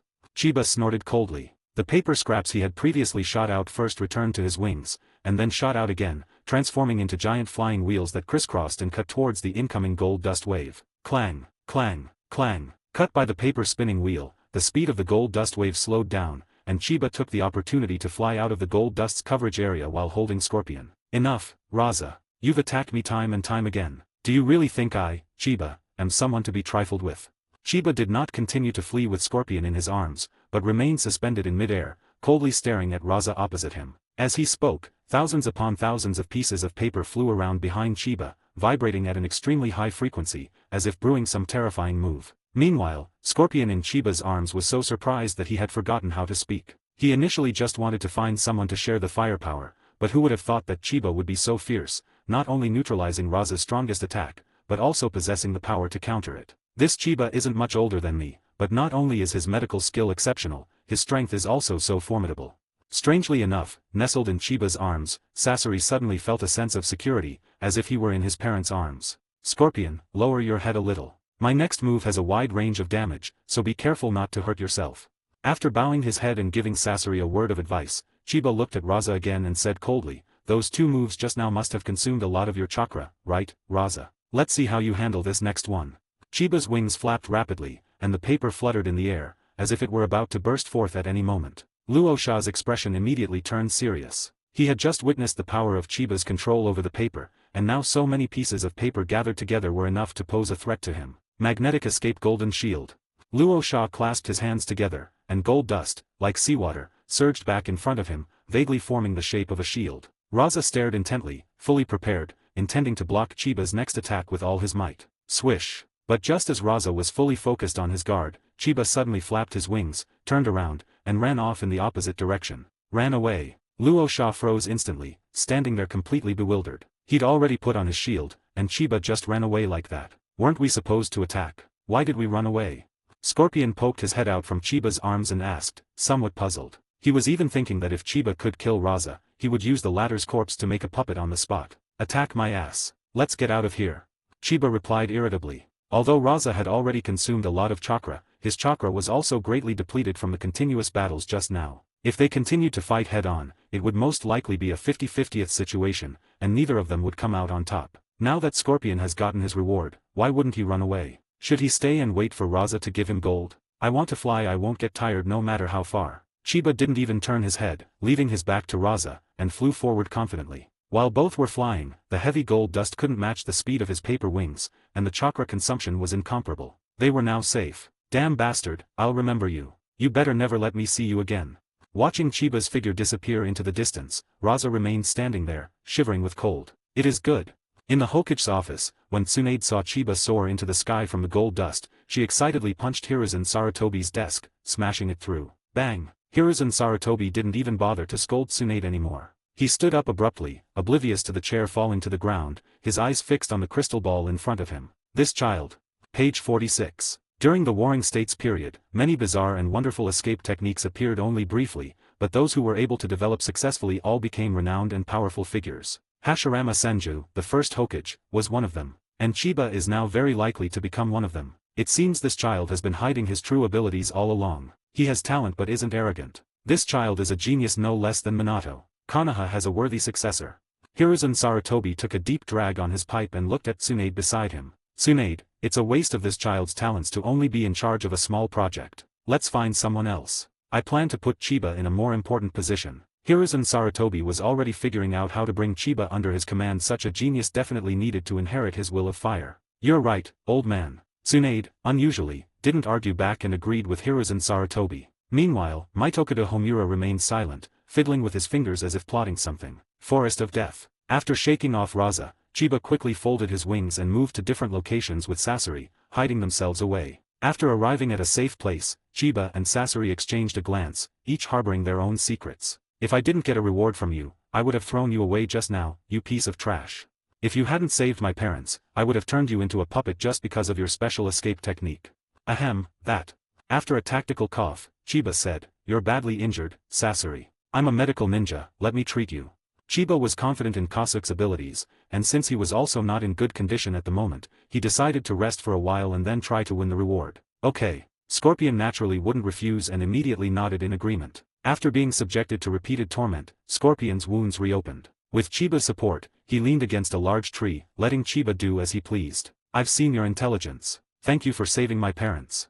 Scorpion suddenly spoke, looking at Chiba who was focused on treating him. For Sasori, his parents were the most important people. In the original story, Sasori died at Cho's hands because he was so attached to the embrace of his father and mother. While his parents were on the battlefield, Scorpion longed for them day and night, eagerly awaiting their return. When he learned that his parents were still recovering from serious injuries and were suspected of dying, Scorpion felt that his heart had died as well. So when Scorpion learned that it was Chiba who saved his parents and gave him a happy family again, he firmly remembered that name. I was wondering how you came to know me. Chiba's tone wasn't surprised. He had already guessed what was going on. He casually asked, by the way, how did you manage to keep track of my location? Scorpion grinned mischievously and said, it's a secret, but next time I'll. Ouch. Be gentle, you bastard. Did you do it on purpose or by accident? It was intentional, an accident. Chiba glanced at Scorpion, thinking to himself, I can't handle this brat who loves playing with figurines. Chapter 50 Crimson Secret Technique, Passing the Test. Scorpion was badly injured, and it took Chiba a whole day to stabilize his condition. According to the system's assessment, this is considered a successful treatment. After all, Scorpion is one of the abnormal ones. Ding! Healing successful. Congratulations, host, you have acquired the skill, Crimson Secret Technique, Blood Refinement of Living Puppet. Living Puppet Blood Refinement? That name sounds rather eerie.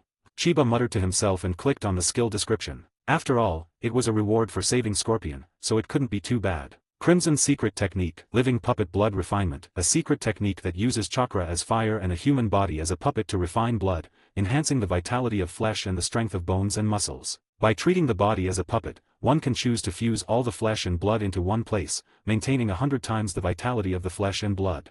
After looking at it for a while, Chiba excitedly slapped his forehead. Damn, isn't this Scorpion's regeneration core? This is amazing.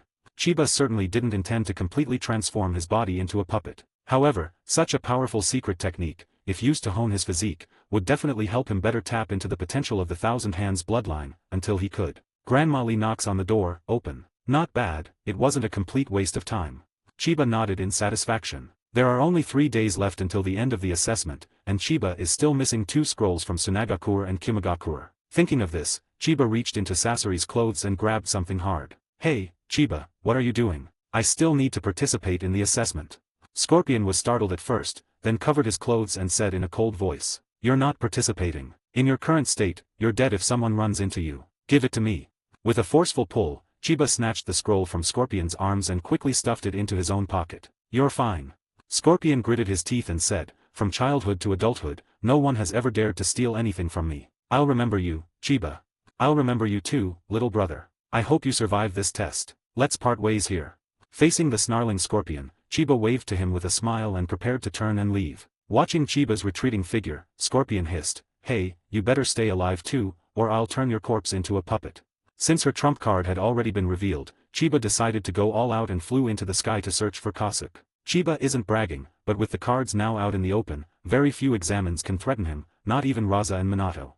My abilities have probably already been sent to the Hokage's office by now, Chiba thought to himself. Although he had already gained some strength, Chiba remained vigilant at all times. After all, weakness and ignorance were not obstacles to survival, arrogance was. I wonder what the higher-ups in Konoha will do to me. No, I need to find a way to become a direct descendant of the third Hokage so that I can avoid being targeted by some evil forces.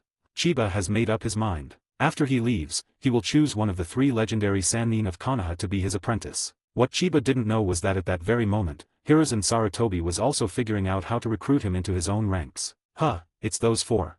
At this moment, Chiba suddenly stopped. He hadn't expected that after flying for so long, he would run into Minato and his group instead of Kasuke. Chiba.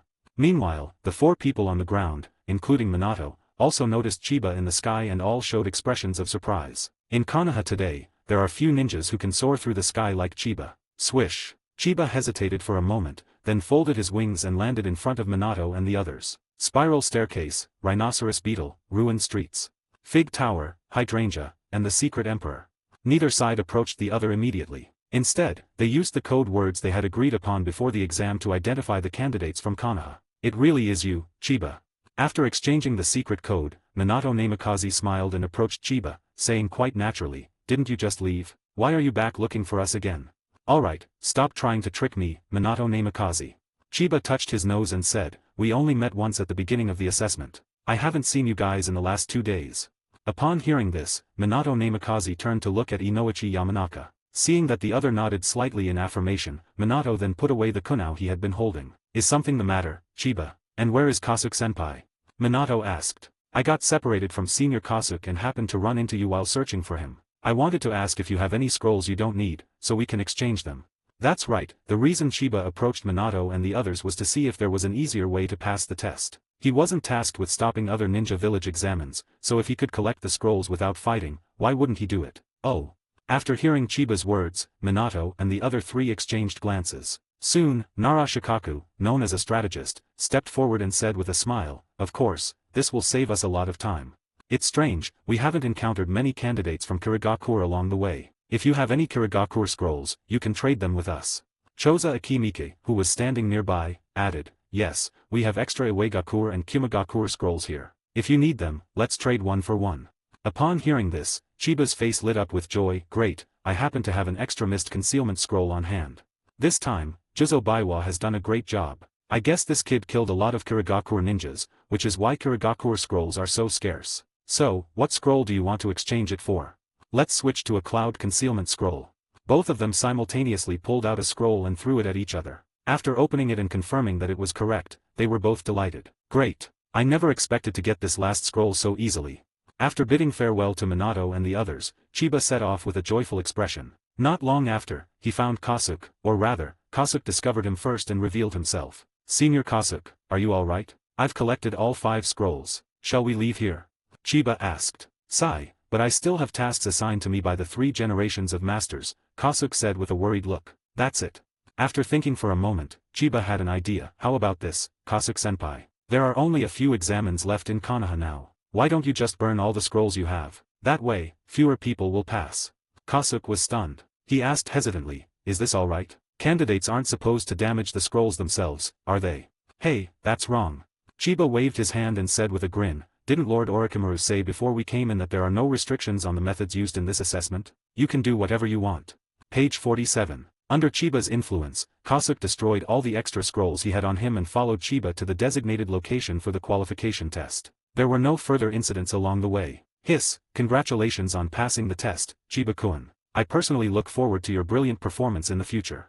At the finish line, after taking the scroll from Chiba, Orochimaru said with a smile. The 3rd round of the Chunin exams is the most important part of the entire exam. It will be a 1v1 elimination tournament, and dignitaries and celebrities from various countries will come to watch. However, that's a month from now. Right now, Chiba just wants to go home quickly, take a shower, and then sleep forever. Chapter 51, Apprenticeship to Tsunade, but rejected. Konoha, Mightaman Mansion. Father, why did you call me here in such a hurry? Is there something you need? Looking at Mitokado Homura, who was sitting in the main seat with a serious expression, Mitokado Tsuki asked, somewhat puzzled. That commoner named Chiba is not simple. Mightaman Yen said, you handled the matter poorly last time. Now go find them, apologize to them, and say that the previous 5 million taels is your compensation. Upon hearing this, Mito Monzuki refused without hesitation. Father, you want me to apologize to that nobody? Impossible, I won't go. No more being willful, you. Mitokado Homura said in a deep voice. Even the 3rd Hokage praised him highly. He is not an unknown nobody, but a hidden dragon. Given time, he may become a great figure like our teacher. Mitokado Homura's success today is not only due to his strength, but also to his exceptional vision and wisdom. Are you kidding me? Mightaman Tsuki looked astonished, her voice suddenly rising 8 octaves. A petty thief who loves to take advantage of others, you say he can rival the 2nd Hokage. I'm not joking with you, this is an order, Moon. Mightaman Yen said firmly, go apologize to Chiba now. I don't care what methods you use, you must make him have a good impression of you and our Mightaman family. I understand, father. Seeing her father's stern expression, Mito Mungetsu knew there was no room for negotiation, so she could only grit her teeth and agree. Chiba family. Chiba sat cross-legged on his small bed, his hands clasped together in a strange posture, constantly circulating his chakra within his body. Ouch, this, living puppet blood refinement, is inhuman. It hurts like hell.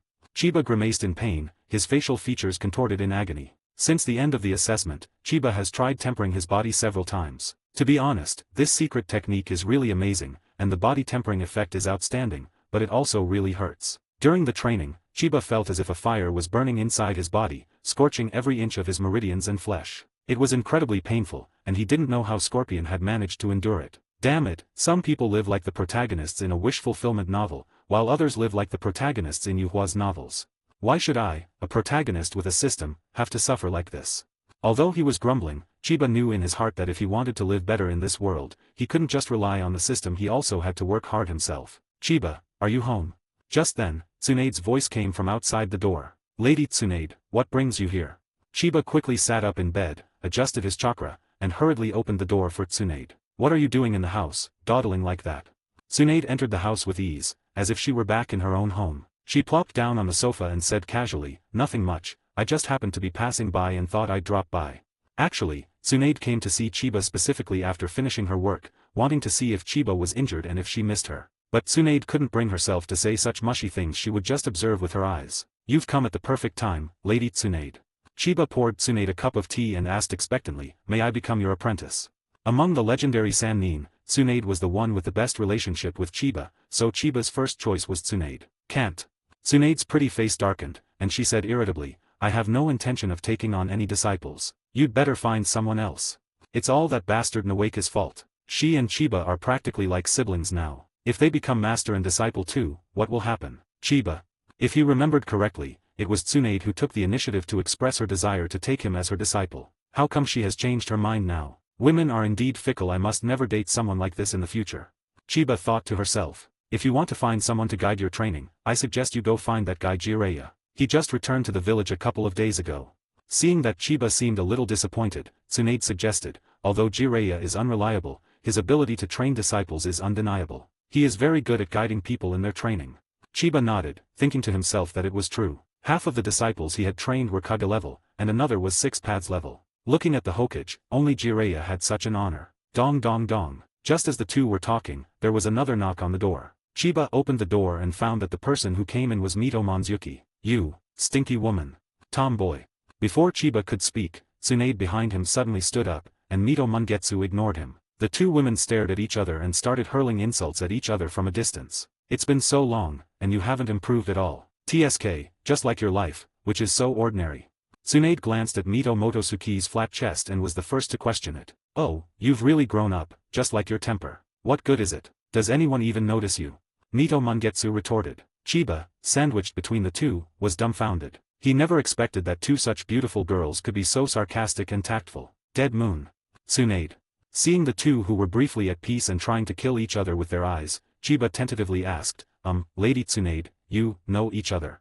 Tsunade's face was gloomy, and she didn't speak, her gaze shifting back and forth between Chiba and Mito Mangetsu's faces. With just one glance from Tsunade, Mito Mangetsu, relying solely on her woman's intuition and her understanding of her nemesis, instantly guessed the relationship between Tsunade and Chiba. This tomboy actually fell for a little brat who doesn't even have a surname.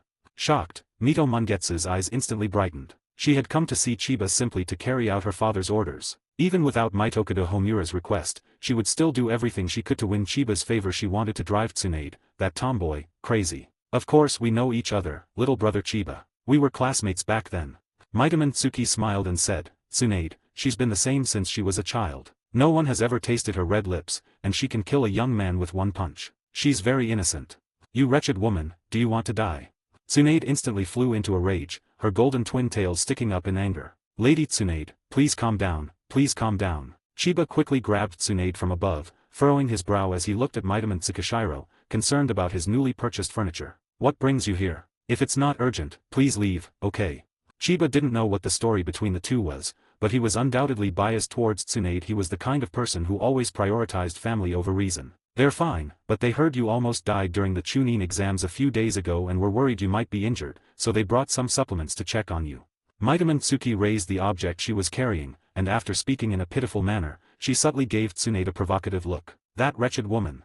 Tsunade gritted her teeth in anger. These were all her words, but she was too embarrassed to say them out loud. Chiba, I'm not having lunch at your house. You bitch, come out with me. Hey, you tomboy, why are you pulling on my clothes? Let go of me, this is my new clothes. Come on, aren't you so cocky? Let's fight one-on-one. Who wants to fight you one-on-one? Let me go right now. Men and women shouldn't touch each other. Watching the two figures walk away, pulling and tugging at each other, Chiba stood at the door for a long time, her head buzzing. What just happened? Women are terrifying. Nawaki is much better. After a long pause, Chiba sorted out his thoughts, and a solemn expression appeared on his face. Mitaman Tsuki's visit to curry favor is probably at the behest of Mitaman Homura, which means I've already caught the attention of Konoha's higher-ups. Thinking about this, Chiba couldn't sit still any longer. If a one-eyed bandage-covered man invited him to join Root, would he refuse or die? No, I have to go find Jiraiya-sama right away. Chiba stepped out the door, his blood boiling with excitement. A gust of cold wind blew by, and he suddenly remembered that Tsunade hadn't told him where to find Jiraiya. However, after recalling the locations where Jiraiya appeared in the anime, Chiba immediately revealed a confident smile. I'm here, Jiraiya. Outside a hot spring in Konoha, a man with a full head of white hair wandered around furtively. Despite his tall and imposing physique, he wore a lewd smile that seemed incongruous with his size. Hee, this wall is so white, and there are these two bath sponges, I really want to try them out. Jiraiya-sama. Page 48. Just as Jiraiya was getting into the swing of things, Chiba silently crept up behind him and then suddenly shouted. Oh, what? Jiraiya was so startled by the sudden shout that he almost died on the spot. Seeing this, Chiba chuckled to himself. Just as he expected, just like Zhang Wei always appeared at the toilet entrance, Jiraiya always respawned near the hot spring. Chiba has gotten stronger again. Even though I was distracted just now, he managed to sneak up behind me without me even noticing. Jiraiya coughed twice, chin in hand, and adopted a serious expression. Ahem, it's Chiba. Is there something you need from me? Chiba nodded and said, Lord Jiraiya, after much deliberation, I have decided to become your disciple. Do you think I still have a chance? After saying that, Chiba looked at Jiraiya with anticipation, afraid that Jiraiya might suddenly change his mind like Tsunade. Oh. Upon hearing Chiba's words, Jiraiya's eyes lit up. He waved his arms and struck what he considered a cool pose, then spoke with a smug look on his face. Hey, so you finally decided to become my disciple, the great hero who's known throughout the land, so handsome he can shut up a crying child instantly. Would you like me to think about it some more? After a moment of silence, Chiba spoke with some uncertainty. Chapter 52 Chiba is the first to go on stage. In the end, Chiba reluctantly accepted Jiraiya's apprenticeship. He had no choice. If he slipped up again, he would be assigned to Orochimaru's side. You have to understand that Orochimaru is currently conducting human experiments at a frenzied pace, and Yamato, who is involved in landscaping, is a product of that period. Chiba really doesn't dare to get involved. With so many special qualities about him, he was genuinely afraid that Orochimaru might use him as a test subject on a whim. Orochimaru has a history of experimenting on his students. Chiba had only met Orochimaru a few times, so why would he risk his life to make Orochimaru develop feelings for him? He only sought apprenticeship to build a connection, while Jiraiya's reputation was clearly more secure. The two people, who had never been in a relationship, got together and chatted for a while. Surprisingly, they got along quite well, and soon the two put their arms around each other's shoulders, looking like close friends despite their age difference. Chiba, now that we've become master and disciple, there are some things you no longer need to hide from me. The two walked together through the woods. Jiraiya patted Chiba on the shoulder and said with a wise expression, there must be something about you that's different from ordinary people, right? Jiraiya was almost certain that Chiba was the child of prophecy, so he guessed that there must be something special about Chiba. Well, if you put it that way. Chiba thought for a moment, and realized he did have some, so he leaned close to Jiraiya's ear and whispered a few words. Oh, what? Jiraiya's eyes widened in shock. This kid, Chiba, actually had a bigger one than him, the great hero. Ahem, that's not the skill I was referring to.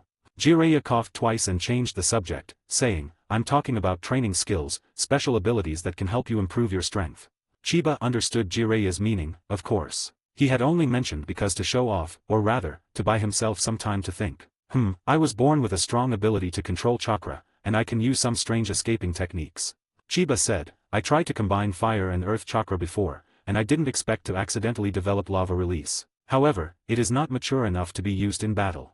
After some deliberation, Chiba decided to reveal all of his special abilities through Jiraiya's words to Hiruzen Sarutobi, and see how the Konoha leadership would react. On the other hand, he offered the lava release technique because he wanted Jiraiya to give him some pointers. Jiraiya's understanding of various ninjutsu is unparalleled in Naruto. With the system and the old man's help, he's going to take off. Haha, what a coincidence. Jiraiya laughed loudly. I once fought against Rashi of Iwagakure and experienced his lava release. I haven't figured out how to guide your training yet, so let's start with lava release. This. Chiba was somewhat surprised. He didn't expect that Jiraiya would not doubt him at all, and would believe him directly and start planning his training. In response, Jiraiya remarked, if the child of prophecy isn't special, then what kind of child of prophecy is he? By the way, Jiraiya-sama, there's something else I'd like to suggest to you, Chiba suddenly said. Jiraiya was in a good mood and said with a smile, speak. You are a truly great and upright hero. You should never do something like that again. It really tarnishes your heroic and magnificent image. Faced with his disciple's accusation, Jiraiya blushed and said, ahem, well, I understand. A month passed in the blink of an eye, and the third round of the Chunin exams was held as scheduled. This assessment is a microcosm of wars between nations. It's a place where you must risk your lives to uphold your dreams and the prestige of your ninja village. Do you understand? Understand. After receiving a speech from Hiruzen Sarutobi, Chiba, along with the other Konoha examines, entered a magnificent cylindrical building. Whoa, the people from Konoha are here. Tsunagakure, Tsunagakure. Go, Cloud Village examines. Crush them. The place was bustling with noise, and the blinding sunlight shone on her face. Chiba felt a moment of disorientation, as if she had suddenly entered another world. Chiba squinted and looked up. He saw that the stands above were filled with people, their faces flushed with anger as they cheered for the examines who were in the lower-level arena. Of course, the top-ranking figures wouldn't lose their composure. They simply waited quietly for the assessment to begin. I am Hiruto Gecko, the examiner for the third assessment. Now, I will introduce the rules of this assessment to you. At that moment, a Konoha Jonin who looked somewhat weak walked past the examines to the center of the arena and used his chakra to make his voice resonate throughout the entire building. The 16 candidates who passed the previous round of assessment will engage in one-on-one combat in this assessment. There are no rules, no restrictions on methods, until one side falls, admits defeat, or dies. After the examiner finished reading the rules, he began to address the audience, and the bored candidates in the audience began to whisper among themselves. "Hey, have you guys heard? Some scoundrel destroyed 4 scrolls during the test, which is why 4 fewer people passed. This guy is really, my companion was just 1 rock concealment scroll away from finding it, but he couldn't find it no matter what." Despite the insults around him, Chiba remained unfazed, standing in the center of the group of test takers. What does the scroll that Kasuke destroyed have to do with Chiba? Wait, could it be Shimura Danzo from Konoha who did this? Holy crap, bro, are you out of your mind? You actually dared to say something like that. I'm not from Konoha, what the hell do I have to be afraid of? Oh, I forgot, hold on a thread. This kind of despicable thing must have been done by those shameless barbarians from Cloud Village. Get lost. You Tsunagakure people are shameless. A bunch of poison-using dogs dare to bark like that. Before the assessment even began, the atmosphere among the candidates was already tense. They stared coldly at each other and exchanged friendly greetings about each other's relatives. "Hey kid, we meet again." Just when Chiba thought he could stay out of it, Raza walked up to him and looked down at him. "Hey, isn't this brother Luo Sha? I still remember your gold-flecked shield from last time so vividly," Chiba teased with a chuckle. Since it's his own territory, Luo Sha can't do anything to him, so why doesn't he act like a jerk? You. Enraged, Luo Sha lost his composure on the spot, wishing he could just kill Chiba. Seeing this, a gentle woman who was at least 1.7 meters tall quickly walked over and stopped Luo Sha. "This is Karura. Is she also one of the examines?" It wasn't until this mother, Sano, stood next to Raza that Chiba realized who she was: Raza's future wife and the mother of Gaara, Kankuro, Temari, and others. "Wow, those legs are so long. I wonder if I can see my toes if I lift my head. I really want to try," Chiba thought to herself. "Kid, I'll teach you a lesson during the assessment." Despite being stopped by Karura, Raza coldly left a message and turned away. "Where do you think this is? This is Konoha. Do you think you get to decide what's going on here?" Chiba smiled and retorted dismissively. Just then, the examiner on the stage finally finished reciting his speech and changed the subject, saying, "The other candidates may leave the stage for now. The first group of candidates, please come up to the stage and prepare to begin the assessment. Tsunagakure Raza, Konoha Chiba." The examiner read aloud from the list. WTF. Chiba's smile froze on his face. What the hell was that idiot who put together that personnel list? Why pick the strongest one out of so many weak ones? Chiba subconsciously looked across at the other side, and through the crowd of examines, he met Raza's cold gaze. This guy's not simple. He guessed the personnel allocation just from the candidates present.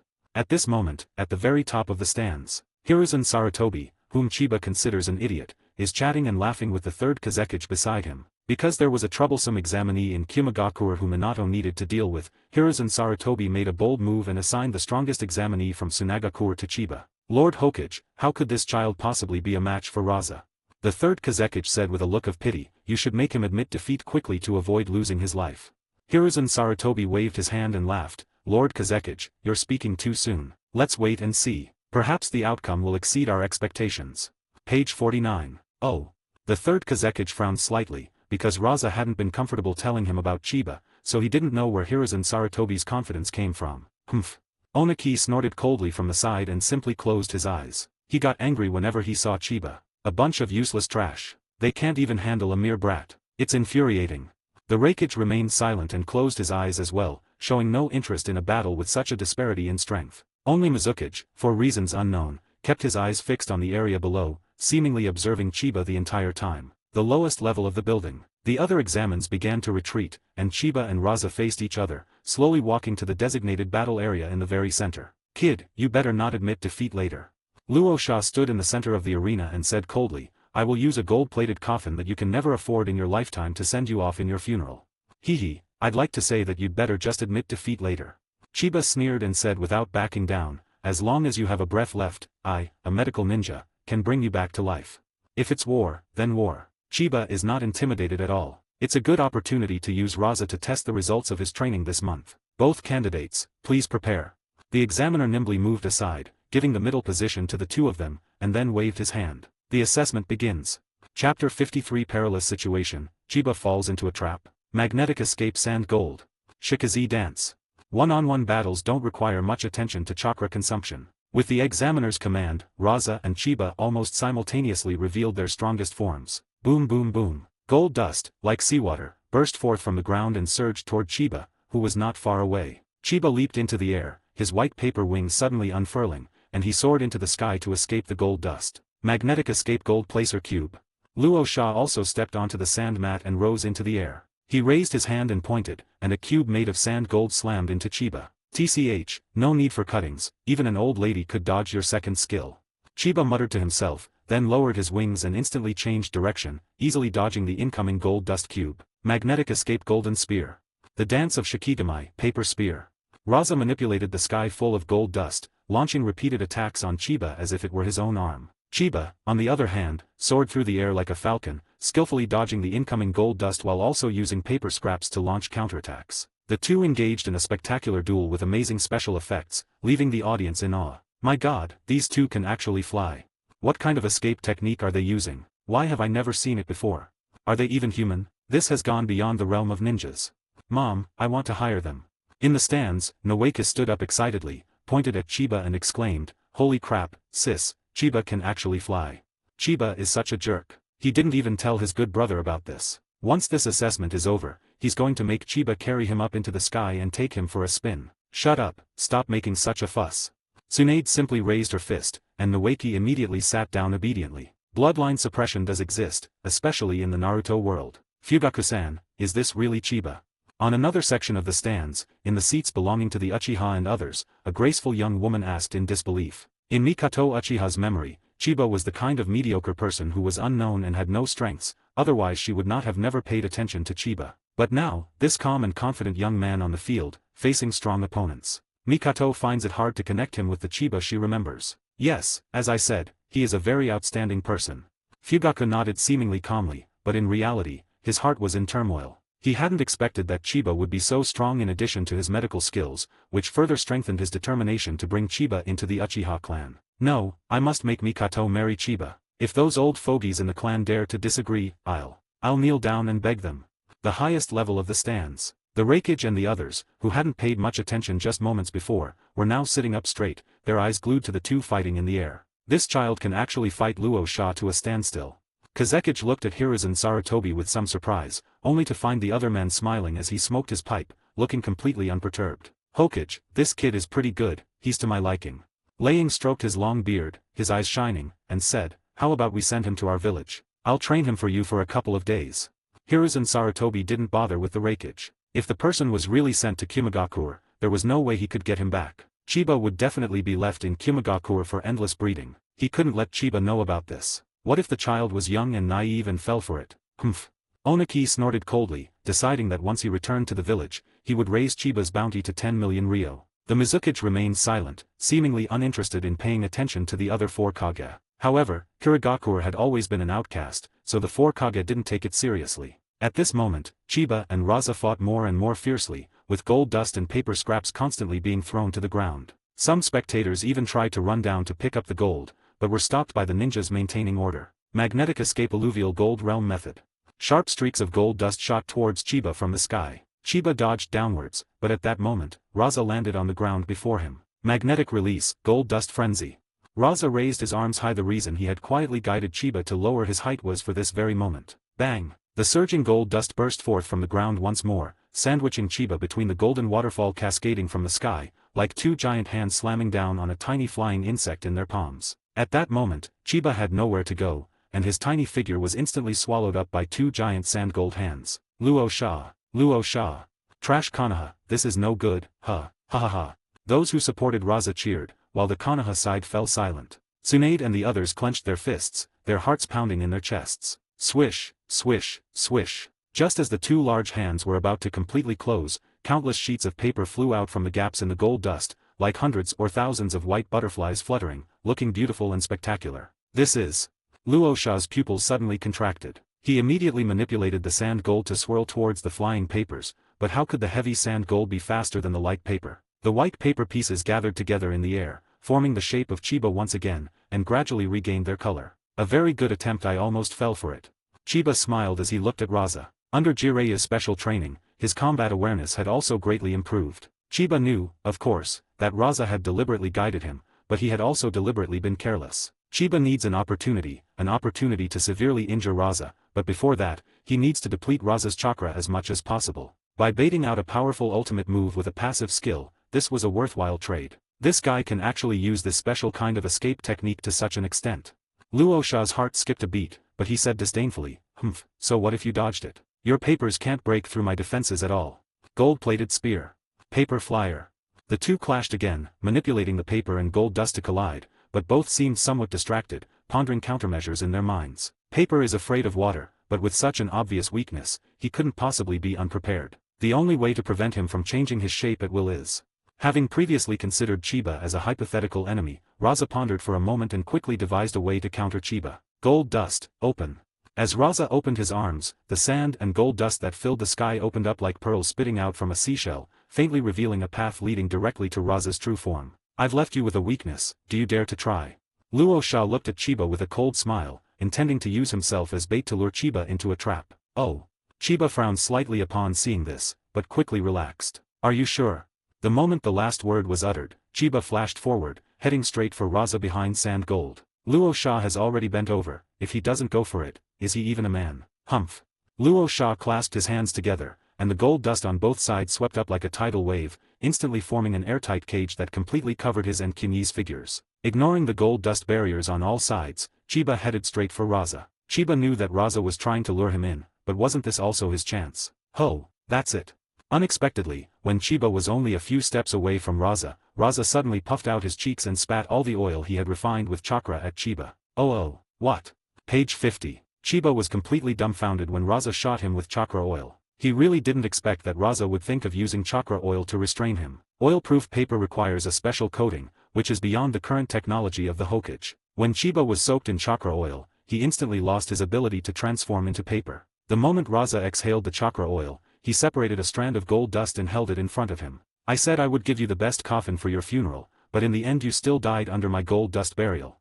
Before the sand gold completely separated the two, Raza gave Chiba a cold smile. Even though Raza only had time to mobilize a wisp of gold dust to form a shield, even that wisp of gold dust was not something Chiba's strange escape technique could break through. The distance of just a few steps is an insurmountable chasm for Chiba. Raging. Chiba's figure was completely sealed by the coffin formed by gold dust. Unable to break through the gold dust and having lost the ability to change his form, he was destined to die in the ensuing gold dust explosion. At least that's what Luo Sha thinks. But just then, Chiba's nonchalant voice rang out from the coffin, and Raza's smile vanished instantly. Molten escaping, scorching river rocks. Chapter 54. Chiba opens his mouth, Raza limps. Molten release.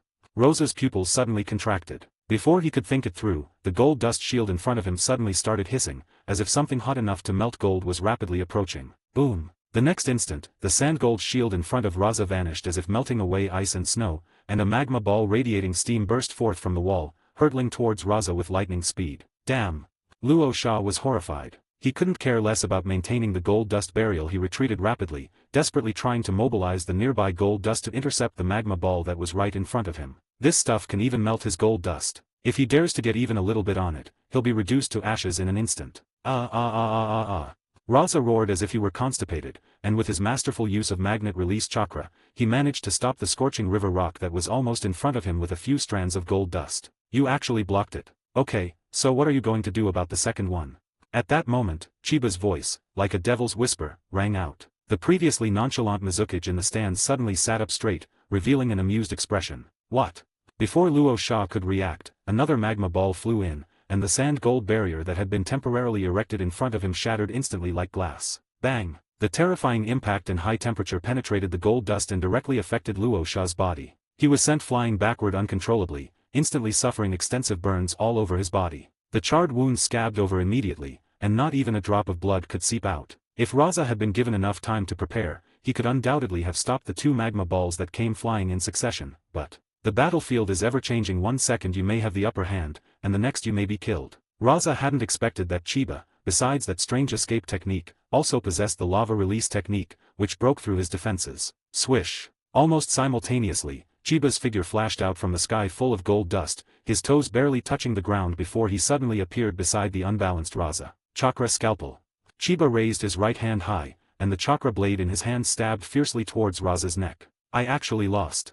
In the blink of an eye, Luo Sha, who had barely managed to stop himself, realized his fate. Although he didn't understand how Chiba could master two such powerful escape techniques at such a young age, Raza was completely convinced of his defeat. He calmly closed his eyes and awaited his death. Pat. Chiba's dagger was already embedded in Raza's neck, but the expected pain did not come. After waiting for a few seconds, Raza opened his eyes with some confusion. "Hey, you're badly injured. Do you want me to treat you?"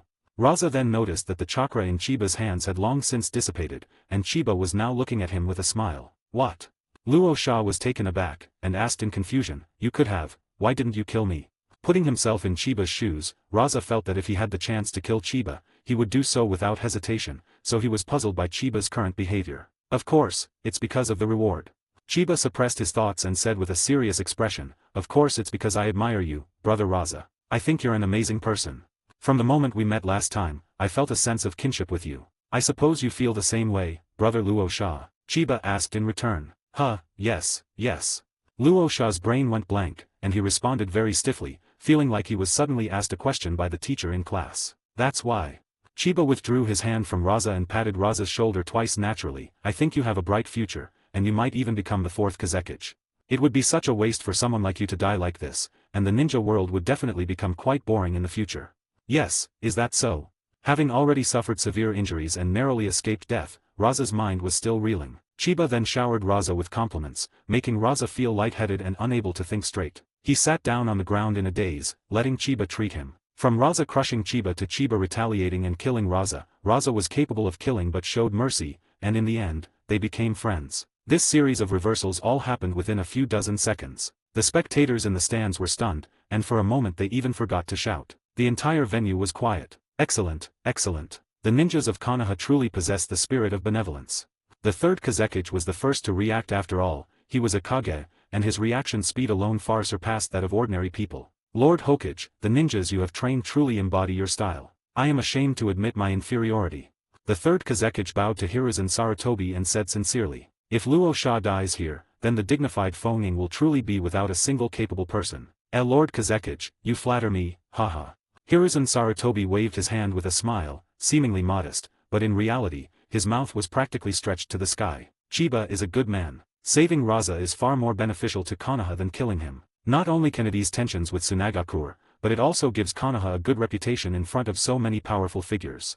Hiruzen Sarutobi has decided that after the Chunin exams are over, he will definitely give Chiba a good promotion." "Humph, how foolish." Reikage snorted heavily, scoffing at Chiba's soft-hearted behavior. "Humph."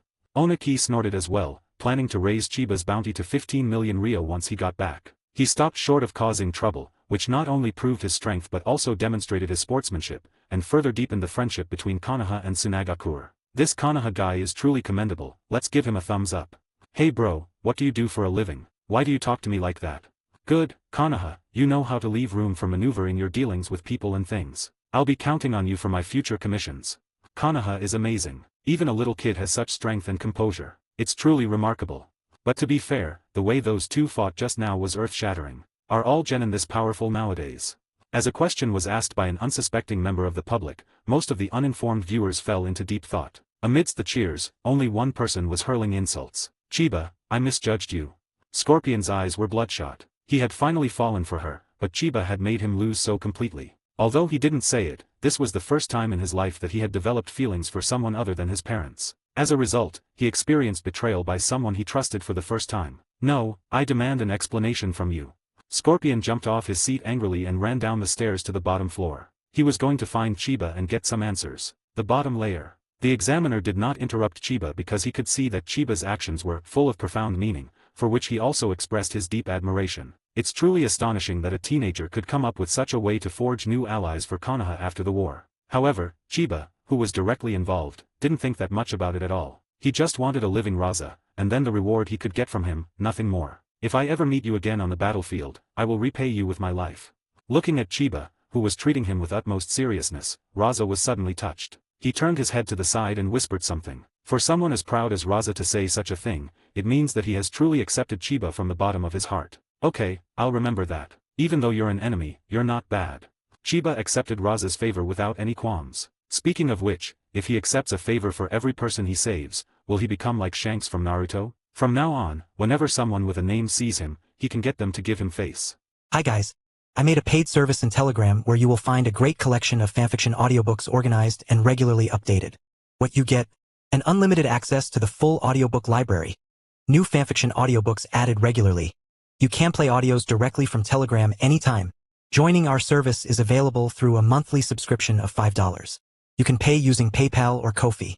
So what are you waiting for? Send me a message on Telegram or Discord. I will provide the payment details. After the payment is confirmed, you will receive access to the private Telegram channel containing all audiobooks. If you enjoy fanfiction and prefer listening instead of reading, this library is made for you. Message me anytime to join.